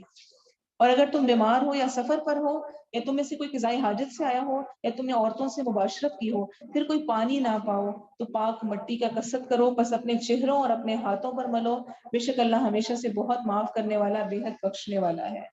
تو کوئی ایسی بیماری ہے، کوئی ایسا سفر ہے یا اور اس میں انسان قضائی حاجت سے فارغ ہوا ہے، قضائی حاجت سے آیا ہے، یا پھر عورتوں سے مباشرت کی ہے، یعنی غسل کی ضرورت ہے یا وضو کی ضرورت ہے، دونوں میں سے کوئی بھی ضرورت ہے اور پانی میسر نہیں ہے، تو اس صورت میں تیمم کرنے کی اجازت دی گئی ہے۔ تیمم کس طرح ہوگا؟ صرف اور صرف چہرے اور ہاتھوں پر۔ تیمم قائم مقام ہوتا ہے وضو کے بھی اور غسل کے بھی، ٹھیک ہے، غسل کی جگہ پہ بھی ادا ہو جاتا ہے اور وضو کی بھی۔ اور تیمم کیسے کرنا ہوتا ہے؟ اپنے ہاتھوں کو پہ مٹی لگا کے ان کو جھاڑ کر یہ بیک اور ایک دفعہ منہ پہ پھیرنا ہے، یہ وضو کے اور غسل کے قائم مقام ہے، دونوں کی جگہ پر ہو جاتا ہے، صرف اتنا سے کرنا ہوتا ہے۔ اور اس کے بارے میں روایت ملتی ہے، عمار بن یاسر رضی اللہ عنہ سے روایت ہے کہ ایک جہادی سفر میں انہیں احتلام ہو گیا تو انہوں نے زمین پر لوٹ پوٹ ہو کر نماز پڑھ لی، یعنی کہا گیا تھا تیمم کرنا ہے مٹی سے، تو انہوں نے زمین پر سارے ہو کر کے صحیح مٹی اوپر سے نیچے تک لگا کر مٹی سے صاف کرنا ہے خود کو۔ جب نبی صلی اللہ علیہ وسلم کے پاس حاضر ہوئے تو آپ صلی اللہ علیہ وسلم نے فرمایا تمہیں اتنا ہی کافی تھا، چنانچہ آپ صلی اللہ علیہ وسلم نے اپنے ہاتھوں کو زمین پر مارا، پھر ان میں پھونک مار کے یعنی کہ اڑا کے اس کو اپنے چہرے اور دونوں ہتھیلیوں پر مل لیا۔ صحیح بخاری کی روایت، یعنی تیمم ایسے کر لینا ہے۔ اور اللہ کیا تو نے ان لوگوں کو نہیں دیکھا جنہیں کتاب کا ایک حصہ دیا گیا، وہ گمراہی کو خریدتے ہیں اور چاہتے ہیں کہ تم راستے سے بھٹک جاؤ، اور اللہ تمہارے دشمنوں کو زیادہ جاننے والا ہے، اور اللہ کافی دوست ہے اور اللہ کافی مددگار ہے۔ وہ لوگ جو یہودی بن گئے ان میں سے کچھ لوگ بات کو اس کی جگہوں سے پھیر دیتے ہیں اور کہتے ہیں سمعنا وعصینا، ہم نے سنا اور نہیں مانا، اور اسمع غیر مسمع، سن اس حال میں کہ تجھے نہ سنایا جائے، اور راعینا، اپنی زبانوں کو پیش دیتے ہوئے اور دنیا میں تان اور دین میں تان کرتے ہوئے کہتے ہیں، اور اگر بے شک وہ سمعنا و اطعنا اور اسمع وانظرنا کہتے تو یقیناً ان کے لیے بہتر اور زیادہ درست ہوتا، اور لیکن اللہ نے ان پر ان کے کفر کی وجہ سے لعنت کی، بس وہ ایمان نہیں لاتے مگر بہت ہی کم۔ اے لوگوں جنہیں کتاب دی گئی ہے اس پر ایمان لاؤ جو ہم نے نازل کیا ہے، اس کی تصدیق کرنے والا ہے جو تمہارے پاس ہے، اس سے پہلے کہ ہم چہروں کو مٹا دیں، پھر انہیں ان کی پیٹھوں پر پھیر دیں یا ان پر لعنت کریں، جس طرح ہم نے ہفتے کے دن والوں پر لعنت کی تھی، اور اللہ کا حکم ہمیشہ پورا کیا ہوا ہے۔ چہروں کو مٹا دینا، ان کی پیٹھوں پر ان کے پھیرنے اور ان پر لعنت کا، یہ بہت سخت احکام ہے، اور قیامت کی نشانیوں میں سے یہ نشانیاں ہیں کہ چہرے مسح کیے جائیں گے، اور یہ ہمیں ڈیفرنٹ روایات ملتی ہیں، اور اس کے بارے میں آپ صلی اللہ علیہ وسلم نے فرمایا قیامت سے پہلے شکلوں کے بدل جانے زمین میں دھس جانے اور پتھروں کی بارش کے واقعات رونما ہوں گے۔ آپ صلی اللہ علیہ وسلم نے فرمایا آخر زمانے میں زمین میں دھسنا، پتھروں کی بارش اور شکلوں کا بدل جانا واقعہ ہوگا۔ پوچھا گیا اے اللہ کے رسول صلی اللہ علیہ وسلم یہ کب ہوگا؟ کیا ایسے اعمال ہو جائیں گے، کیسے عذاب آئیں گے؟ آپ صلی اللہ علیہ وسلم نے فرمایا جب باجے، گاجے اور گانے والیاں عام ہو جائیں گی اور شراب حلال کر لی جائے گی۔ تو آپ دیکھیں آج گانا بجانا ہر گھر میں، ہر فون میں، ہر جگہ پر، اس کے بغیر ہماری کوئی فنکشن، کوئی پارٹی، کوئی دعوت، کچھ بھی مکمل ہی نہیں ہوتا ہے۔ اور یہ سبب بتایا گیا ہے اسپیشلی چہروں کے مسخ ہونے اور پتھروں کی بارش اور زمین میں دھسائے جانے۔ سوچیں انسان چل رہا ہے اور چلتے چلتے زمین کھلے اور وہ اس کے اندر کچھ نہیں کر سکتے۔ رات کو سوئیں صبح اٹھیں کچھ نہیں پتا، چہرہ بدل گیا۔ کیا خوف نہیں آتا ہمیں کہ ہم وہ گناہ کر کے رات کو وہ فلمیں دیکھ کر، وہ گانے سن کر، وہ سب کچھ کر کے سوئیں اور صبح ہم یہ امید رکھے ہوں کہ ہم صحیح صورت میں اٹھ جائیں گے؟ یہ عذاب کی صورتیں ہیں، یہ سچ ہے، اس میں کوئی شک نہیں ہے۔ قیامت کے قریب یہ سب وقوع پذیر ہونے والا ہے، تو مجھے خوف کھانے کی ضرورت ہے اس معاملے میں۔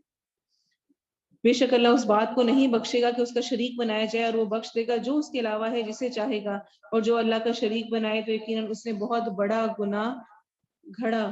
کیا تو نے ان لوگوں کو نہیں دیکھا جو اپنے آپ کو پاک کہتے ہیں، بلکہ اللہ پاک کرتا ہے جسے چاہتا ہے، اور ان پر ایک دھاگے کے برابر ظلم نہیں کیا جائے گا۔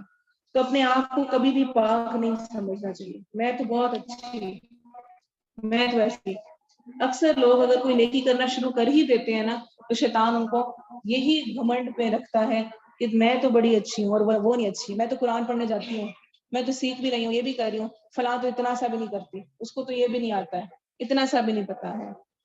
اللہ تعالیٰ قرآن مجید میں سورۃ النجم میں فرماتے ہیں فَلَا تُزَكُّوا أَنفُسَكُمْ هُوَ أَعْلَمُ بِمَنِ اتَّقَىٰ، بس تم اپنے آپ کو اتنے پاکیزہ نہ سمجھو، اللہ جانتا ہے جو تمہیں تقوی والا ہے۔ اور آپ صلی اللہ علیہ وسلم نے اسی وجہ سے ایک دوسرے کی تعریف سے بھی، خصوصاً جب کوئی سامنے ہو یا مبالغے کے ساتھ، منع فرمایا ہے یہ تعریفیں بھی نہ کرو ایک دوسرے کی۔ اس سے بھی کیا ہوتا ہے کہ انسان اپنے آپ کو بڑا سمجھتا ہے کہ میں پتہ نہیں کیا چیز ہوں۔ آپ صلی اللہ علیہ وسلم نے، ایک صحابی کہتے ہیں ہمیں حکم دیا ہم زیادہ تعریف کرنے والوں کے منہ میں مٹی ڈال دیں کہ مجھے خراب نہ کرو اتنی تعریفیں کر کے۔ اور آپ صلی اللہ علیہ وسلم نے فرمایا باہمی مداح گوئی سے بچو کیونکہ یہ ذبح کرنا ہے، دوسرے کی خیر کو ختم کر دیتا ہے، وہ گھمنڈ اور تکبر میں چلا جاتا ہے۔ ایک حدیث میں ہے کہ آپ صلی اللہ علیہ وسلم نے ایک آدمی کو دوسرے کی تعریف کرتے ہوئے سنا تو آپ نے فرمایا تجھ پر افسوس، تو نے اپنے ساتھی کی گردن ہی کاٹ دی۔ پھر فرمایا اگر تم میں سے کسی کو کسی کی لامحالہ تعریف کرنی ہے تو اس طرح کہا کریں کہ میں اسے اس طرح گمان کرتا ہوں، اللہ کے سامنے کسی کا تزکیہ نہ کریں، اس کو پاک نہ قرار دے دے کہ یہ تو بالکل ہے ہی ایسا۔ صحیح بخاری کی روایت ہے یہ۔ دیکھو اللہ پر کس طرح جھوٹ باندھتے ہیں، اور صریح گناہ گار ہونے کے لیے یہی کافی ہے۔ کیا تو نے ان لوگوں کو نہیں دیکھا جنہیں کتاب کا ایک حصہ دیا گیا، وہ بتوں اور باطل معبود پر ایمان لاتے ہیں، جبت اور طاغوت پر۔ جبت کے متعلق عمر رضی اللہ عنہ نے فرمایا جبت سے مراد جادو اور طاغوت سے مراد شیطان ہے۔ اور جوہری نے الصحاح میں فرمایا جبت کا لفظ بت، کاہن، جادوگر اور اس طرح کی دوسری چیزوں میں شامل ہوتا ہے۔ اور ایک اور حدیث میں پرندوں کو اڑا کر شگون لینا اور زمین پر لکیریں کھینچ کر فالگیری کرنا، یہ سب جبت میں آتا ہے۔ تو جبت سے منع کیا گیا ہے۔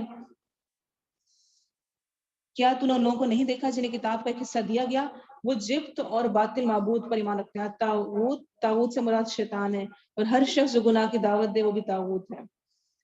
وہ بتوں اور باطل معبود پر ایمان لاتے ہیں، اور جن لوگوں نے کفر کیا ان کے متعلق کہتے ہیں کہ یہ ان سے زیادہ سیدھے راستے پر ہیں جو ایمان لائے ہیں۔ یہی لوگ ہیں جن پر اللہ نے لعنت کی، اور جس پر اللہ لعنت کرے پھر تو کوئی اس کی مدد کرنے والا ہرگز نہ پائے گا۔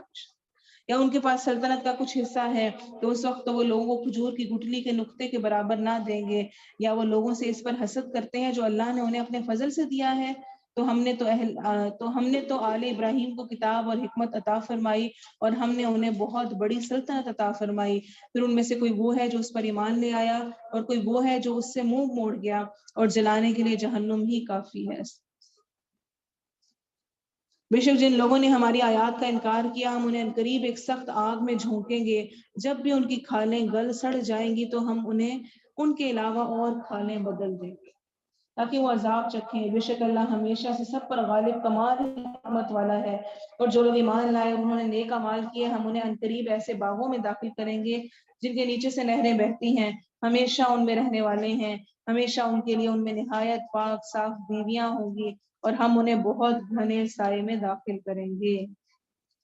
تو اللہ تعالیٰ ہمیں جنتیوں میں سے کرے۔ اللہم انی نسألک الجنہ اور اللہم انا نعوذ بک من النار۔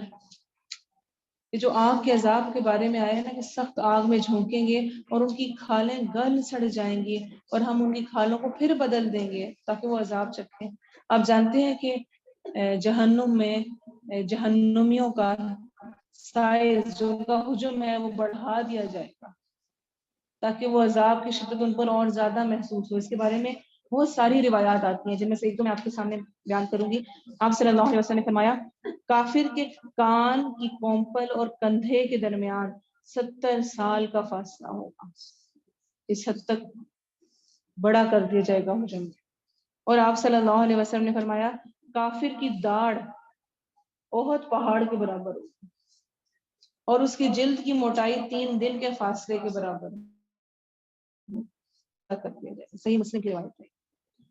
بے شک اللہ تمہیں حکم دیتا ہے کہ تم امانتیں ان کے حقداروں کو ادا کرو اور جب لوگوں کے درمیان فیصلہ کرو تو انصاف سے فیصلہ کرو، یقیناً اللہ تمہیں یہ بہت ہی اچھی نصیحت کرتا ہے۔ بے شک اللہ ہمیشہ سے سب کچھ سننے والا سب کچھ دینے والا ہے۔ تو امانت کا خیال رکھنا، خاص طور پر اجتماعی امانت، اجتماعی چیز کو استعمال کر رہے ہیں، کوئی چیز ملی ہوئی ہے اس میں خیانت نہ کرنا، یہ انتہائی ضروری ہے۔ خیانت کرنا، امانت کو پورا نہ کرنا اس پر سخت گناہ ہے۔ اس کے بارے میں ایک روایت آتی ہے یہاں تک کہ شہادت بھی قبول نہیں ہوتی ہے۔ ابو ہریرہ سے روایت ہے کہ خیبر سے واپسی پر نبی صلی اللہ علیہ وسلم وادی القریٰ کی طرف روانہ ہوئے۔ جب وہاں پہنچے تو آپ کا غلام مدام آپ صلی اللہ علیہ وسلم کی اونٹنی سے پلان اتار رہا تھا کہ اسے ایک اندھا تیر لگا جس نے اسے قتل کر دیا۔ لوگوں نے کہا اسے جنت مبارک ہو، یہ تو نبی صلی اللہ علیہ وسلم کا غلام تھا، اتنا اچھا تھا، اسے جنت مبارک ہو۔ تو آپ صلی اللہ علیہ وسلم نے فرمایا ہرگز نہیں، اس ذات کی قسم جس کے ہاتھ میں میری جان ہے، وہ چادر جو اس نے خیبر کے دن غنیمتوں میں سے لی تھی جو ابھی تقسیم نہیں ہوئی تھی اس پر آگ بن کر شعلے مار رہی ہے۔ وہ اس موقع پر ایک چادر مال غنیمت کی تقسیم سے پہلے اس نے اٹھا لی، جو سب کا حق والی جگہ ہے، جس طرح آپ یہاں پر سارے مل کر اکٹھے ایک جگہ بیٹھ کر کام کرنا ہے، وہاں پر جو سب کے اجتماعی استعمال کی چیزیں ہیں، مثلا پینسل ہی ہے، مثلا قرآن ہی ہے، کوئی بھی چیز ہے، وہ آپ اپنے پاس رکھ لیں، اپنے ساتھ لے جائیں، تو کل قیامت کے دن وہ آگ بن کر آئے گی۔ کسی کی کوئی بھی چیز، تو اس لیے کوئی کسی کی امانت ہے، کوئی چیز کسی کی لی ہوئی ہے، گھر جا کے دیکھیں اور اس کو واپس کریں۔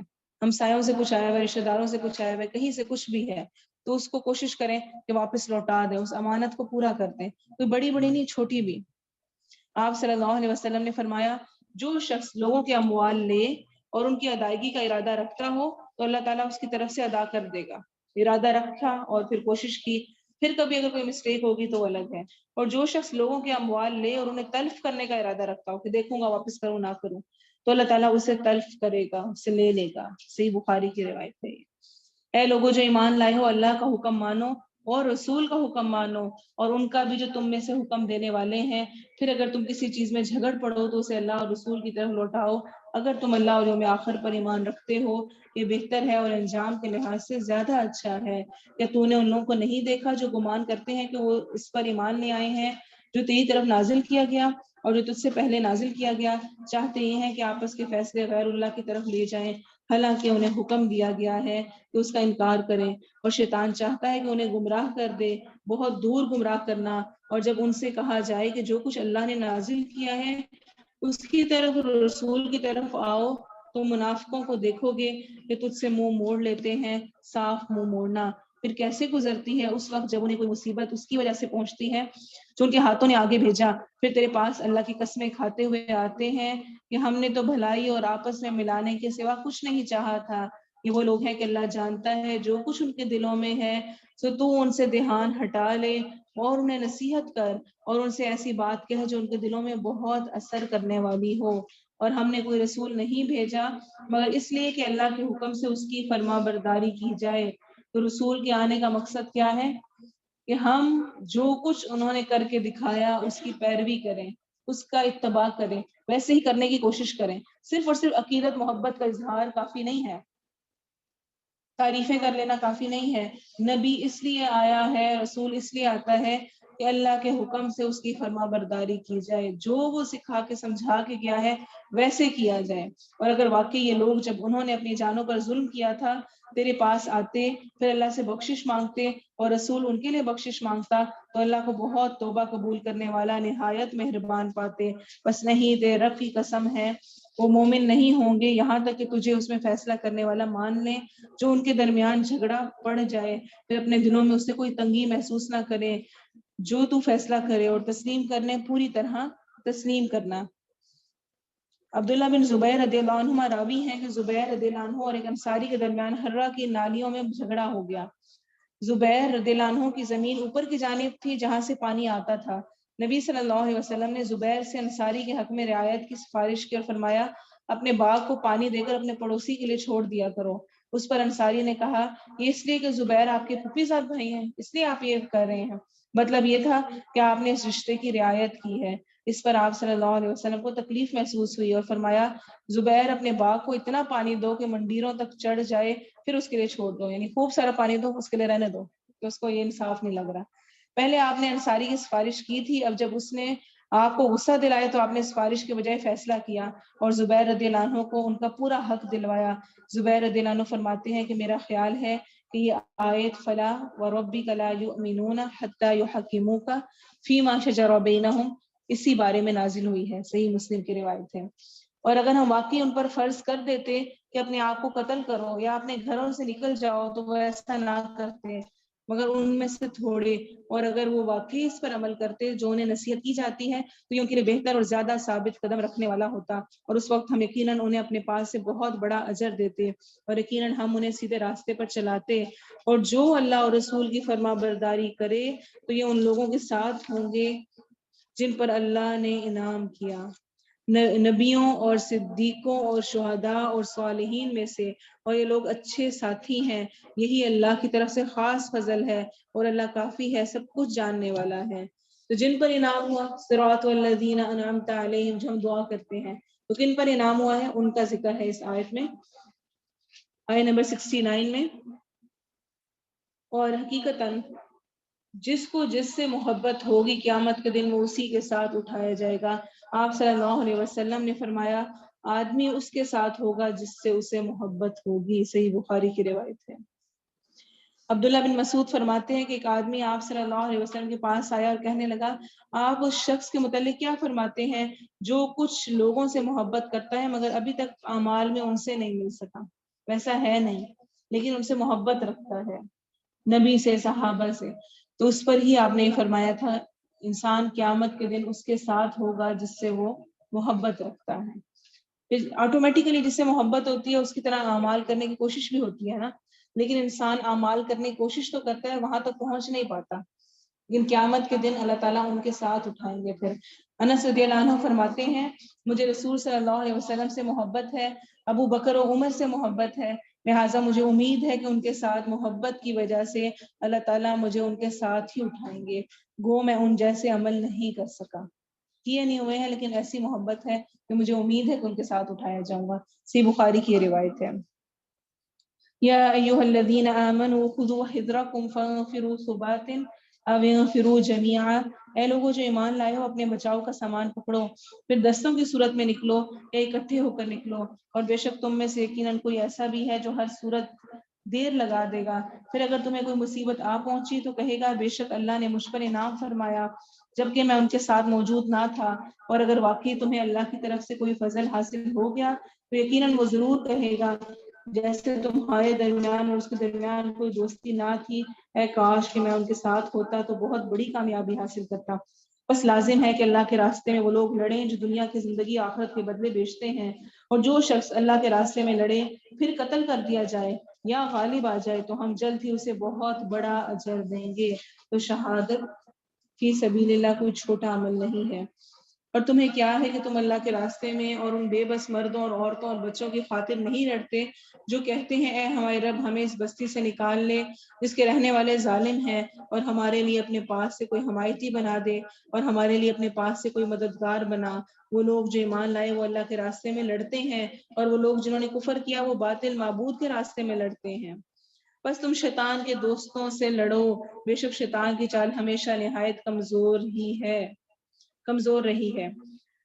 آپ دیکھیں شیطان کے دوستوں سے لڑو، کبھی بھی شیطانی کام کرنے والوں کے مذاق اور ملامت پر اپنا عمل نہیں چھوٹنا چاہیے۔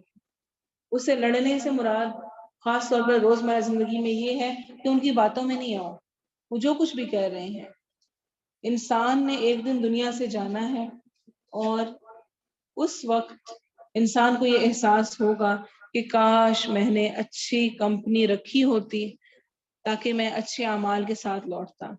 اسی لیے دوستیوں کو بہت خالص رکھنے کا حکم دیا گیا ہے، اچھے دوست بنانے کا حکم دیا گیا ہے، جس طرح ابھی ہم نے پہلے بھی پڑھا ہے المرء مع من احب، انسان قیامت کے دن اس کے ساتھ ہوگا جس سے محبت رکھتا ہے۔